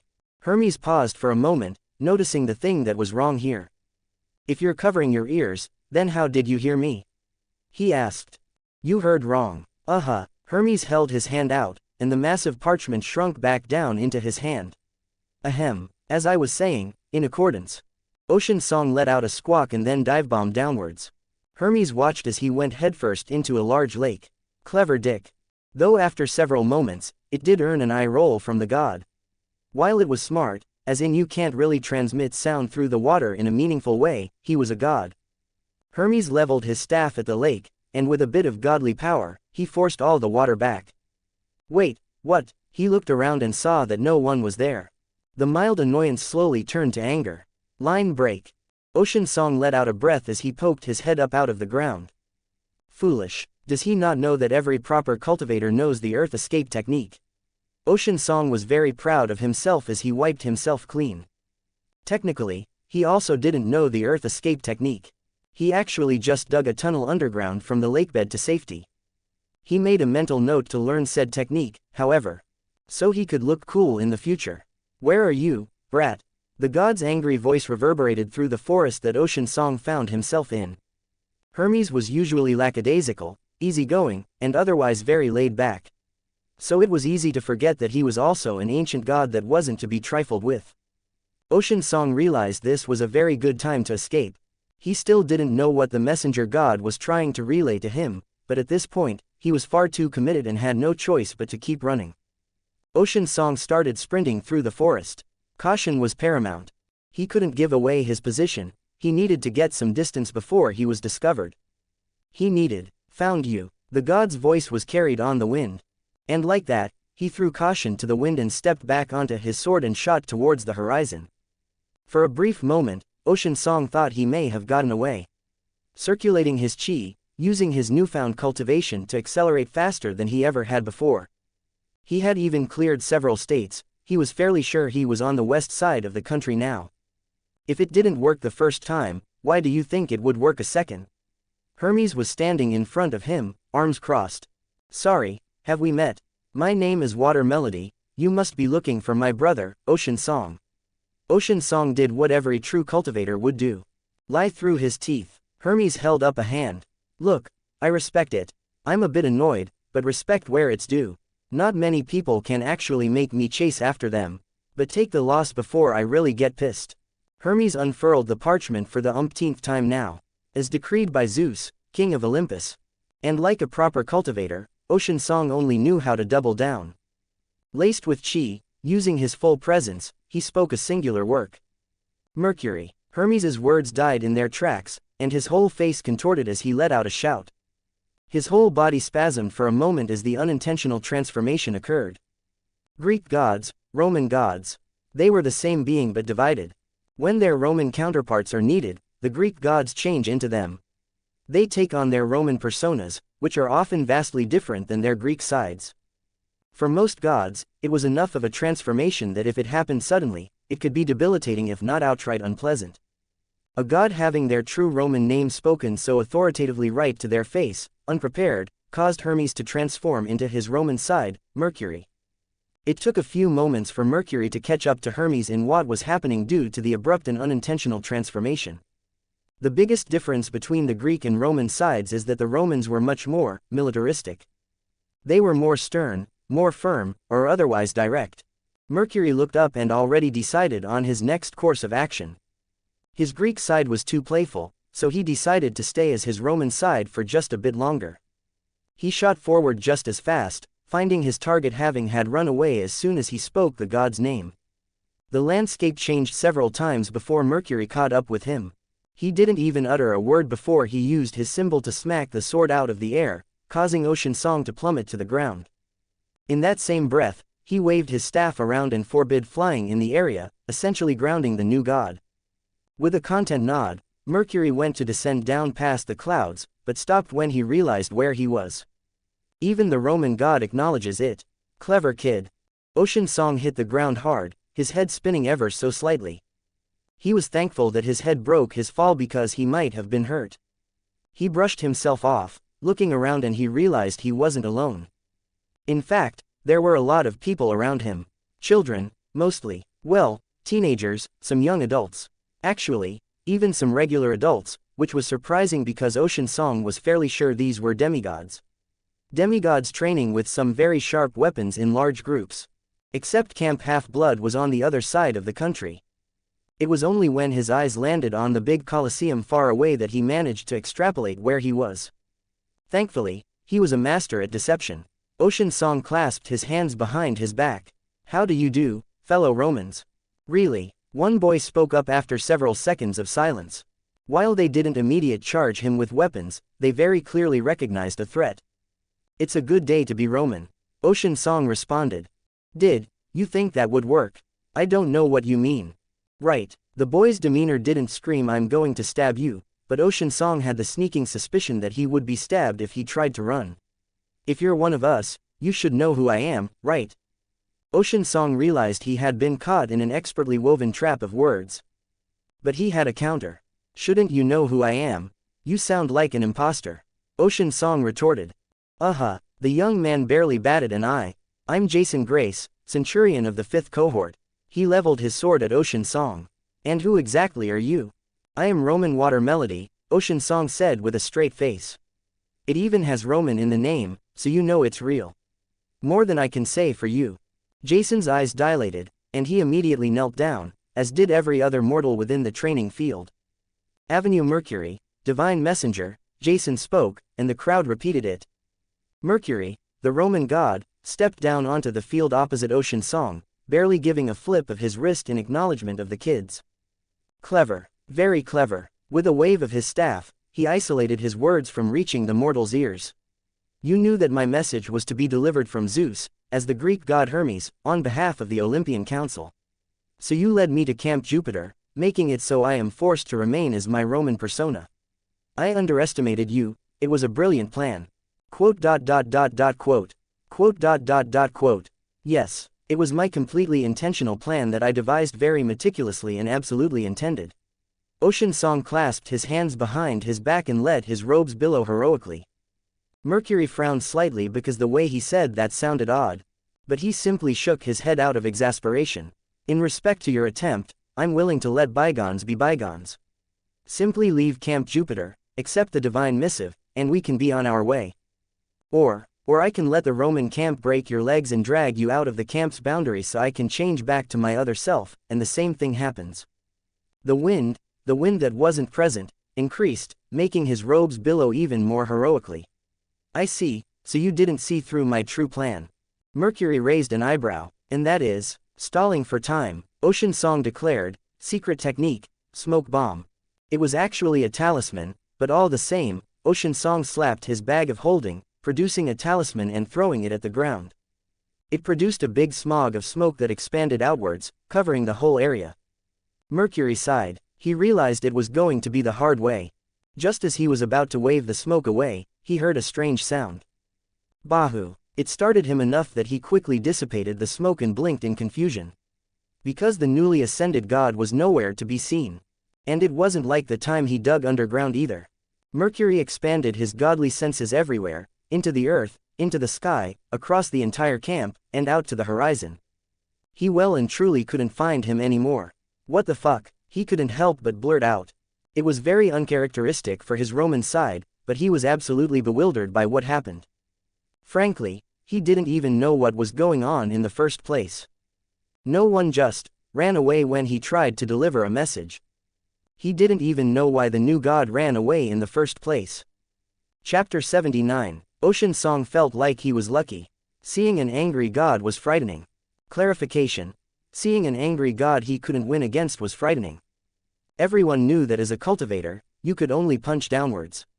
You must run away or kiss the feet of those that are stronger than you. So, when he, rightfully, knew that something was amiss, he did the most intelligent thing. He ran away. He may or may not have done things to piss the god off even further, but who could even place blame? The god could, but since Ocean Song escaped, that means he could act like it was a big misunderstanding and pretend everything was fine. Yes, he pondered these philosophical questions as Nessie, the great void sect protecting divine beast, swam through the void, holding him in her mouth. If he weren't covered in saliva and held firmly in her jaw, he may have struck a heroic pose at his triumphant escape. Alas, he could only settle for the angry shouts of the god as they slowly grew quieter and quieter.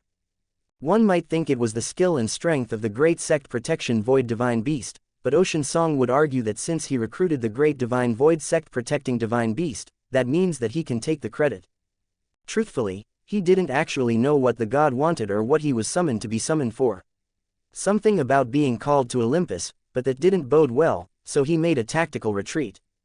He could ask his father later, maybe, probably. Ocean Song was of the thought that if you ignore problems, they can go away. He pat Nessie's nose. Go Nessie, take us somewhere safe where the angry god can't find us. The most obvious thought was to take them back to the sect. But that was probably the first place the god would check. He could also go hide in the underworld, but Uncle Hades kicked him out. The last option was to go hide behind his father, but that would be literally the second place the god would check. Therefore, he only had one option. To rely on Nessie because even Ocean Song doesn't know the depths in which Nessie has explored the world. She made a muffled noise as she turned and shot through the void, penetrating it, popping out the other side where the bright sun shone down on them and saltwater tickled her face. Bessie unceremoniously spat him out, and Ocean Song went facefirst into a big pile of sand. Bahu! Nessie happily hit her flippers against the ground. Ocean Song recognized the taste of this sand. They were most certainly at the ocean. Well done, Nessie. You are truly the most reliable sect member. He gave her well-deserved praise. Ocean Song surveyed the surroundings. He was very clearly on an island of some sort, his divine sense swept out, and he could form an image of the island in his mind. However, the strangest thing occurred. When he tried to push his senses outwards to the horizon, he felt like his divine sense got caught in a maze. No, that wasn't quite accurate either. The mists were just so thick that they were basically a barrier. Ocean Song realized that this place was cut off from the world, a respite from an ancient era. Even the taste of the salt on the air was different than normal. As the son of Poseidon, and with a connection to the sea, he could feel how old the ocean around here was. Even when waves ebb and flow, a certain ancientness remains upon the tides of this place. However, despite his divine sense covering the island, it didn't prepare him for what happened next. A woman walked out of the tree line. Someone he couldn't sense before. Someone that evaded his divine sense. Visitors. It's been so long. Ocean Song realized immediately where he was. It was so obvious. Greetings, senior. He quickly made the most polite greeting he could, for he now found himself in the home of a senior cultivator who had secluded themselves from the world. It was the only possible explanation, other than, of course, that this is the mythical island of Ogygia that the Titaness Calypso was banished to after supporting the losing Titans in the Great War. But that would be ridiculous. Ocean Song was confident that he was right. The woman was slightly taken back at the enthusiastic greeting but quickly recovered. You washed up on my island, you must be injured, Met. No, I'm fine. Ocean Song clasped his hands behind his back. I arrived here by accident, I apologize for the intrusion. Accident. The word felt foreign to her, not because she didn't know the word itself, but because the context here wasn't applicable. You can't just wander onto my island by accident like that. Ocean Song looked at her, then at Nessie, who waved a flipper. She furrowed her brow, confused at this turn of events. Her island was cursed, or rather, she was.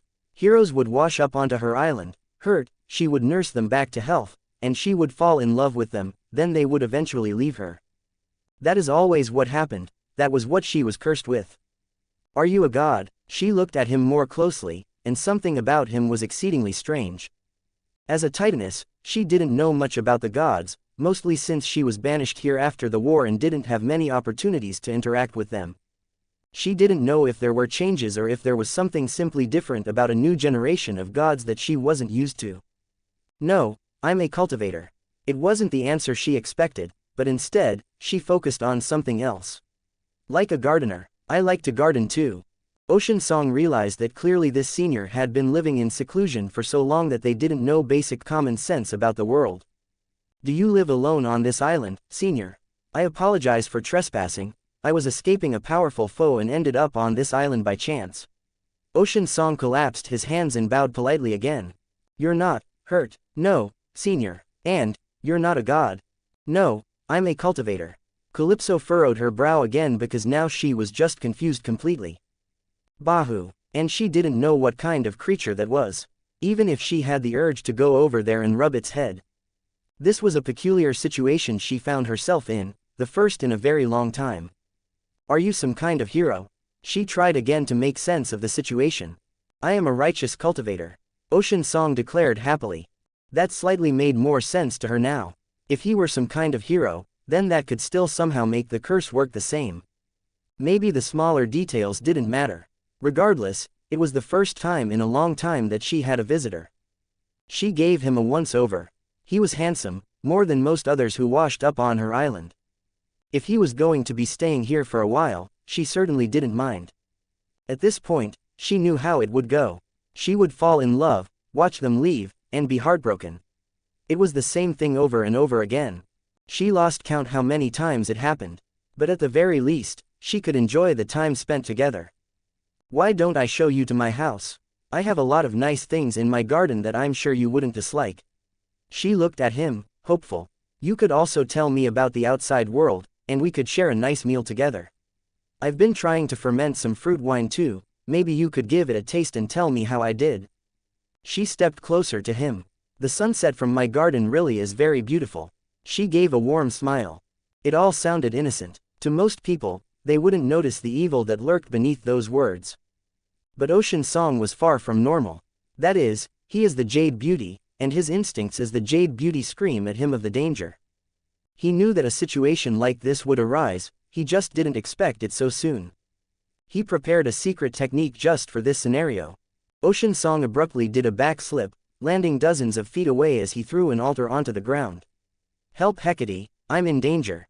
There wasn't an immediate reply, but Ocean Song didn't hesitate. "I'm being seduced." The altar trembled, and the mist swirled abruptly. Calypso squawked in surprise as she all but got blown off her feet as another appeared between them. Titan stared at Titan. "Hecate," Calypso called out. "Calypso." Hecate crossed her arms. "What do you think you're doing?" "What? That's the one." Ocean Song pointed over Hecate's shoulder. "She's trying to seduce me." Hecate looked at him, then her gaze landed back on Calypso, who was utterly confused at what was happening. "Bahu. What Nessie said, she's a witness." Ocean Song nodded. I'm not." Calypso looked around at them. "Well, technically, she maybe was." "Are you, together?" she hesitantly asked. In addition to having an angry Hecate in front of her, she wasn't used to having so many people all together with her.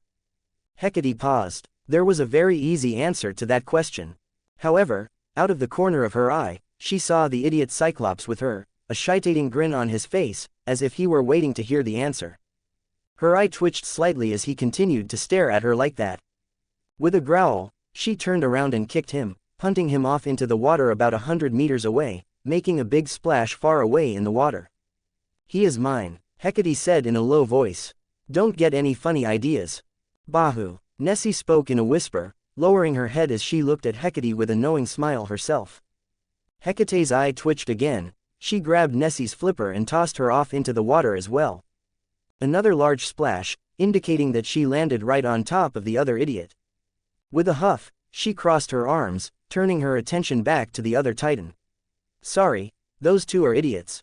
Help, I'm injured." Ocean Song washed back up to shore. "I need someone to nurse me back to health." Hecate took a deep breath. "One moment," she spoke to the other Titaness. Calypso said nothing as she watched Hecate turn around and walk towards him. She grabbed him by his head, flipped him upside down, and proceeded to try and drown him. Line break. Mercury returned to his Greek persona. Hermes could still feel the lingering anger from his Roman side. Not that he wasn't rather pissed off either, but his Roman side, and by extension, the others, was much more uptight and strict. They couldn't take losing, well, not that he could talk as a Greek god. But for Romans, it was less personal pride and more professional pride. He was still utterly bewildered as to how that lesser god was able to escape him. That shouldn't have been possible. Sure, he may have had some domain that let him trick someone else, but he, Hermes, was the god of thieves. No one could sneak away under his eyes. He even scoured the area for over an hour to try and find any traces, but he came up with nothing. Under his Roman persona, he ordered a full search with the help of Camp Jupiter, but they found nothing either. It was as if he just teleported away, which was possible, but Hermes, Mercury, would have noticed that. He wasn't of the domain of magic in the normal sense, but as the god of thieves and travel, he had a tiny bit of touch upon the mists and crossroads that were Hecate's domain. Even if he himself had no direct connection with magic, he was good at sensing magic. But that was even considering that he somehow missed the very obvious sensation of a god tearing a hole through the world to teleport away. That was not something that was quiet. The most obvious thing to do was go check the new god's home, which he did. That weird mountain with the weirdly strong barrier over it. It was a nice mountain. And he even knocked on the front door. Apparently he wasn't home either. He knew because the monster who answered couldn't lie for the life of him. Some newborn Cyclops, almost cute with how young he was, told him very clearly that the new god wasn't home. So that was a bust. Then he went down to Atlantis, thinking that's probably the other place he would run to. As one of Poseidon's kids, it made sense that the new god would run away down there. But apparently his uncle hadn't seen his son either. He had no idea where the kid was now. He just up and disappeared without a trace, and he had no idea where he went. With no other option, he flew back to Olympus. Most gods generally kept a presence in the council, a part of them that was present at all times. When he arrived, it was noticed. So too was his expression. Hermes, did you deliver the summons? Zeus looked at him from upon his high throne. I tried, Hermes spat out. He didn't let me. What do you mean he didn't let you? Apollo asked. As soon as I took it out, he ran away. Hermes threw his hands up. And, Dionysus was curious now too. Did you just let him? Of course, I didn't just let him. I'm literally the messenger of Olympus, it's my job to deliver messages. Hermes grumbled. Son, why did you not deliver the message? Zeus frowned. He couldn't recall the last time that Hermes failed at his duty. It was usually rather immaterial or inconsequential to think about. A message given to Hermes to deliver would be delivered, it was common sense. Look, I chased after him, then he pulled some bullshit. Like, he used his voice and called my Roman name. It caught me off guard enough that I changed over accidentally. Oof, I bet that didn't feel good. Dionysus raised up his Coke can. It didn't, Hermes intoned, but he ran away again, and my Roman side was pissed and instead was going to beat him up a little, but he managed to run to Camp Jupiter. Intelligent, Athena mused. Yeah, that's what my Roman side thought too. Hermes hopped onto his own throne, slumping over. So I can't deliver the message then because I couldn't shift into my Greek side in the middle of camp. And I was delivering a message as Hermes. They all understood what he meant by that. They all had their Roman sides, and the divine between them made things awkward sometimes. An order by Jupiter wasn't an order by Zeus and vice versa. It made things awkward sometimes. I would have loved to know ahead of time that your son was annoyingly smart like that, Poseidon. Hermes huffed. He managed to sneak away, and I couldn't find him. What? Poseidon blinked. Your son? I said I would have liked a warning. About what? About how damn clever he is. Which son? The one we're talking about. Hermes was starting to lose his patience. Ocean Song. Yeah, that one. But you said smart and clever, who are you referring to? Poseidon was confused. Hermes shook his head in exasperation and just decided to ignore him, thinking that Poseidon was just being annoying on purpose since he was going after his son. However, Poseidon was confused. He was confused by the words that Hermes used to describe Ocean Song. Poseidon was absolutely sure that Hermes was going after the wrong person. Because he knew for a fact that his son was neither smart nor clever. Do you need help? Apollo offered. No, Hermes scowled. It's personal now. He's getting this message one way or another. Chapter 80. Calypso had invited both Hecate and Ocean Song back to her house. Nessie had pushed her head through the window, just happily watching them. It was an awkward air in the house. So, you two know each other? Ocean Song decided to break the awkwardness. Hecate gave him a look. We're both titans, obviously we know each other. I heard you're the goddess of magic now. Calypso said politely. We haven't really talked since the war. HMPH. Calypso looked at Ocean Song. You know, I'm also a sorceress of some talent. The titans would often compare us, saying who was better at magic back in the day. Hecate scoffed. I was better. Calypso didn't take offense to the statement. I always said Hecate was better than me. Though, I am a little bit better than her with specific things. Plants, mostly. Living things. Animals like me better too, so it makes things easier for me when it comes to those. There's a reason that one of my domains is ghosts. Hecate huffed. I heard you're living in the underworld now too. That dark and dreary place. She glanced at Ocean Song. It's not a place to live, really. Dark, horrid, not somewhere you would want to, say, raise children. Hecate narrowed her eyes. What are you trying to say? Nothing. Calypso continued to smile politely. Just that, no one would actually want to live there, right? Compared to, say, a nice, beautiful, sunny island. There is nothing wrong with my home, Hecate said in a low voice. Sure, Calypso hummed. I'm just saying, compared to my island paradise. Hecate slapped the table. You're trying to insinuate something. I'm just making an observation. Who would want to live in a palace of ghosts and monsters and the dead? When you could live on a beautiful island like this, forever. She turned to Ocean Song again. Did you know that I could make my husband immortal? If they decided to stay with me, of course. For eternity. Ocean Song blinked. Oh, that's neat. Calypso's lips slowly curled up. What do you think? How does my island compare with the underworld in your view? Your island is certainly beautiful. Ocean Song nodded, earning a growing, smug grin from Calypso as Hecate slowly frowned opposite of her. However, I'm afraid it cannot compete with the beauty of the underworld. Calypso paused. What? Even Hecate blinked in surprise at his answer. You're saying that my island is uglier than the underworld? It was utterly incredulous to her. The fact that it is the home of Hecate lives there makes it the most beautiful place in the world. Ocean Song spoke enthusiastically. Calypso went blank, and it was Hecate's turn to look at her smugly. The goddess of magic quickly crossed her arms, looking away with a soft HMPH when Ocean Song gazed towards her. Another awkward silence ensued before Ocean Song opened his mouth again. So, what do you do for fun here? Calypso perked up. I like tending to my garden. Yes, and, Calypso paused for a second before answering. I like fishing. What else? I like, watching caterpillars turn into butterflies. Quote. Ocean Song felt like he was missing something. Doesn't that take a couple weeks to happen? Or something like that. He didn't know the exact amount of time, he wasn't a butterfly expert. Yes, Calypso nodded. And you, sit there and watch it, the entire time? Yes, she nodded again. Quote. Goddess, I think Senior Calypso has been in seclusion for too long. Ocean Song spoke as he looked towards Hecate. We need to set her up with internet, or at least cable. Hecate facepalmed. Do you think it's even possible to set up cable in a place like this? Are you saying you can't do it? No, I could, I'm just saying. Hecate trailed off for a moment as both of them looked at her. I don't want to. She was so annoyed at Calypso trying to flirt with him that she stubbornly refused to be helpful. I don't know what those things are. Calypso chimed in. Goddess, this saddens me deep down into my soul. Ocean Song couldn't help but say. This situation must be rectified.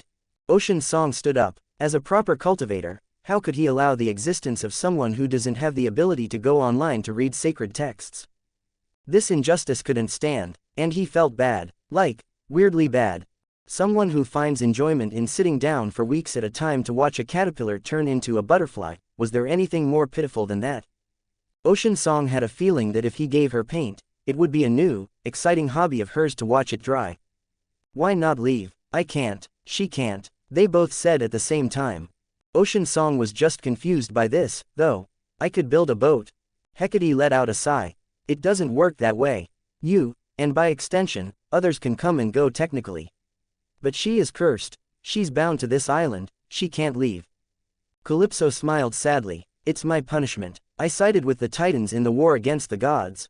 After the Titans lost, I was imprisoned on this island and never allowed to leave. It was only pity that allowed me this even. I know that most of them are bound in Tartarus right now. And Hera even felt bad enough for me that I get attendants coming to visit me regularly and bring me news of the outside world. The curse can't be broken. Ocean Song tilted her head. It wasn't the gods who cursed her. Hecate explained. It was the fates, at the behest of Zeus, but the fates all the same. There are very few things capable of overcoming fate in the world. Even if I wanted to remove the curse myself, it would be difficult. Ocean Song slapped the table. This is unacceptable. Both women were taken aback by the abrupt display of anger. He had always been rather soft-spoken and mild-mannered this entire time. As a cultivator, I must do everything in my power to spite fate when possible. Therefore, I will free Senior Calypso from this fate. Quote. How do you intend to do that? Calypso hesitantly asked. First, yes, you must join my sect. Okay. She tilted her head in confusion, not knowing what that meant. Ocean Song clasped his hands behind his back. Wonderful, the Sword Heart sect has grown once more. Hecate rubbed the bridge of her nose. How exactly do you intend to free her? Okay, I have a plan. You have a plan? Yes, it's a good plan. Okay, let's hear it. Why don't we take the island? Ocean Song held up his hands, and move it somewhere else. There was a moment of silence before Hecate got up, looking around the room.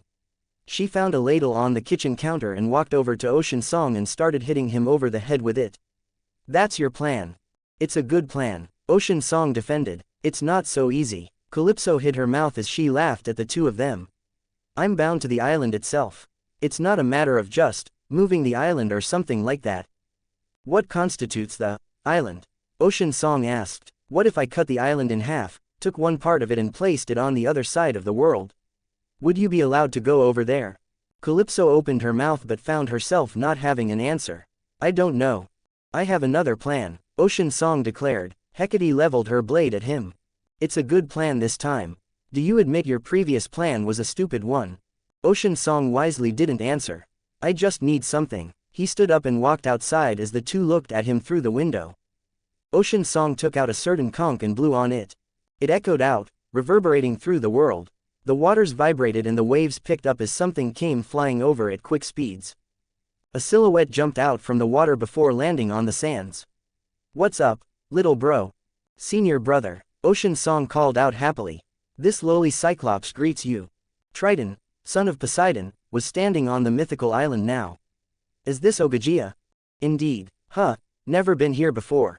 His eyes carried over to the house not far away, and he spied the two in the window. He bowed his head politely to them in greeting. So that must be the Titan Calypso, my father told me about her. He rubbed his chin. How did you end up here? I came here by accident. Ocean Song admitted. I was running away from someone. He said helplessly. But I learned of Senior Calypso's tragic fate, and I decided to help her. She even joined my sect, so as the sect master, it is my duty to rectify this great injustice. So, you want to free her? Triton read between the lines. That's not going to be easy, little bro.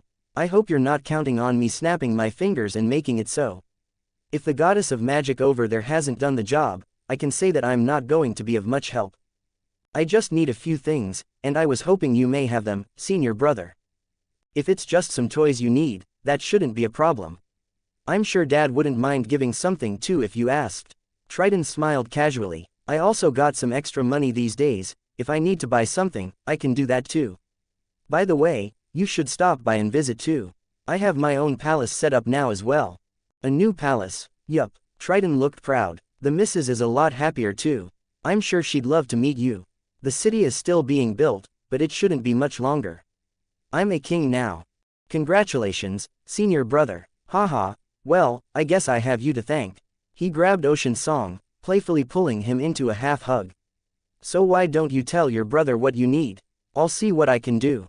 Line break. It didn't take long for Triton to come swimming through the waters again. He shot back up, his fish tail turning back into legs before touching the sand, landing gracefully. This time, Ocean Song, Hecate, and Calypso were waiting for him. None of them had any idea what he was planning, but Ocean Song looked confident in himself. He was holding a sack in his hand. Hecate, he greeted her first, a casual nod between them. They were basically strangers but still greeted out of politeness. And Calypso, it's nice to meet you. You must be Poseidon's son. I've heard about you. She smiled warmly despite being strangers to each other. Triton didn't say it out loud, but he did acknowledge that she seemed like a very gentle woman and had trouble picturing her as a menace in the old war that needed her to be imprisoned afterwards. Here's the stuff you need, little bro. I got the general idea of what you're trying, and to be honest, I don't know if this will work, but it's, well, I'll call it unique thinking at least. I sure hope it does, otherwise we're doing Plan B. What's Plan B? He asked. Moving the island. Hecate slapped the back of his head. That is not a plan. Don't worry, it will work. Ocean Song spoke with absolute confidence. The key to being so sure was that you just didn't consider failure as a possibility. You just assumed everything would work out in your favor. It was the Cultivator way. Ocean Song reached into the sack and pulled out a pair of sandals. On the bottom of them, there was a little hidden cap that he popped up.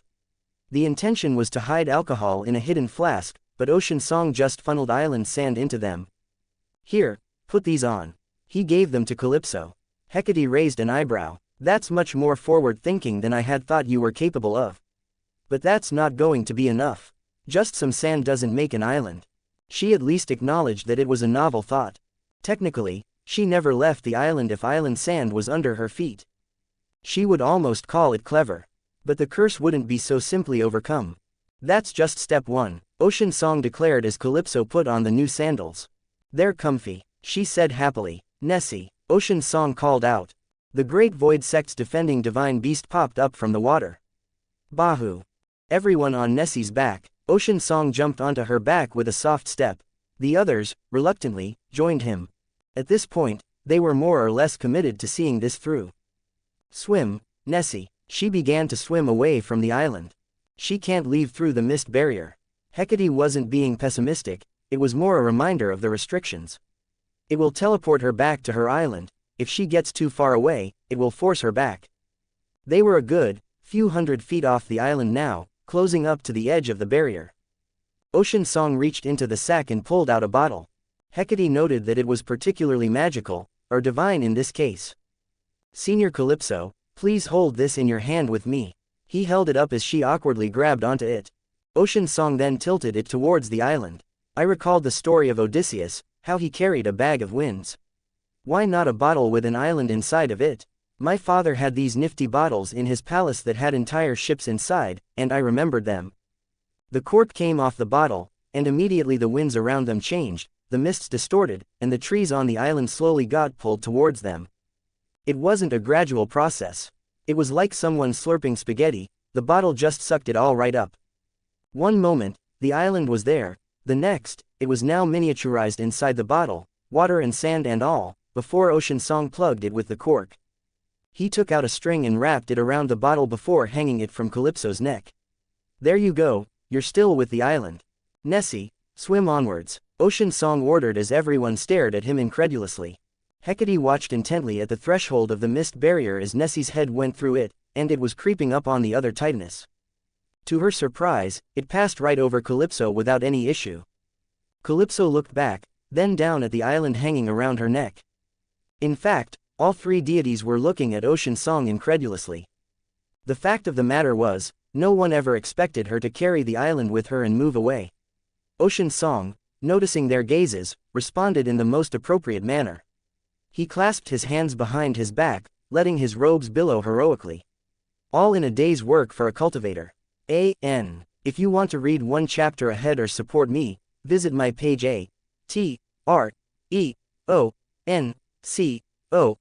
AStoryForOne. I also have a boosty if you can't use the above under the same name. To be continued.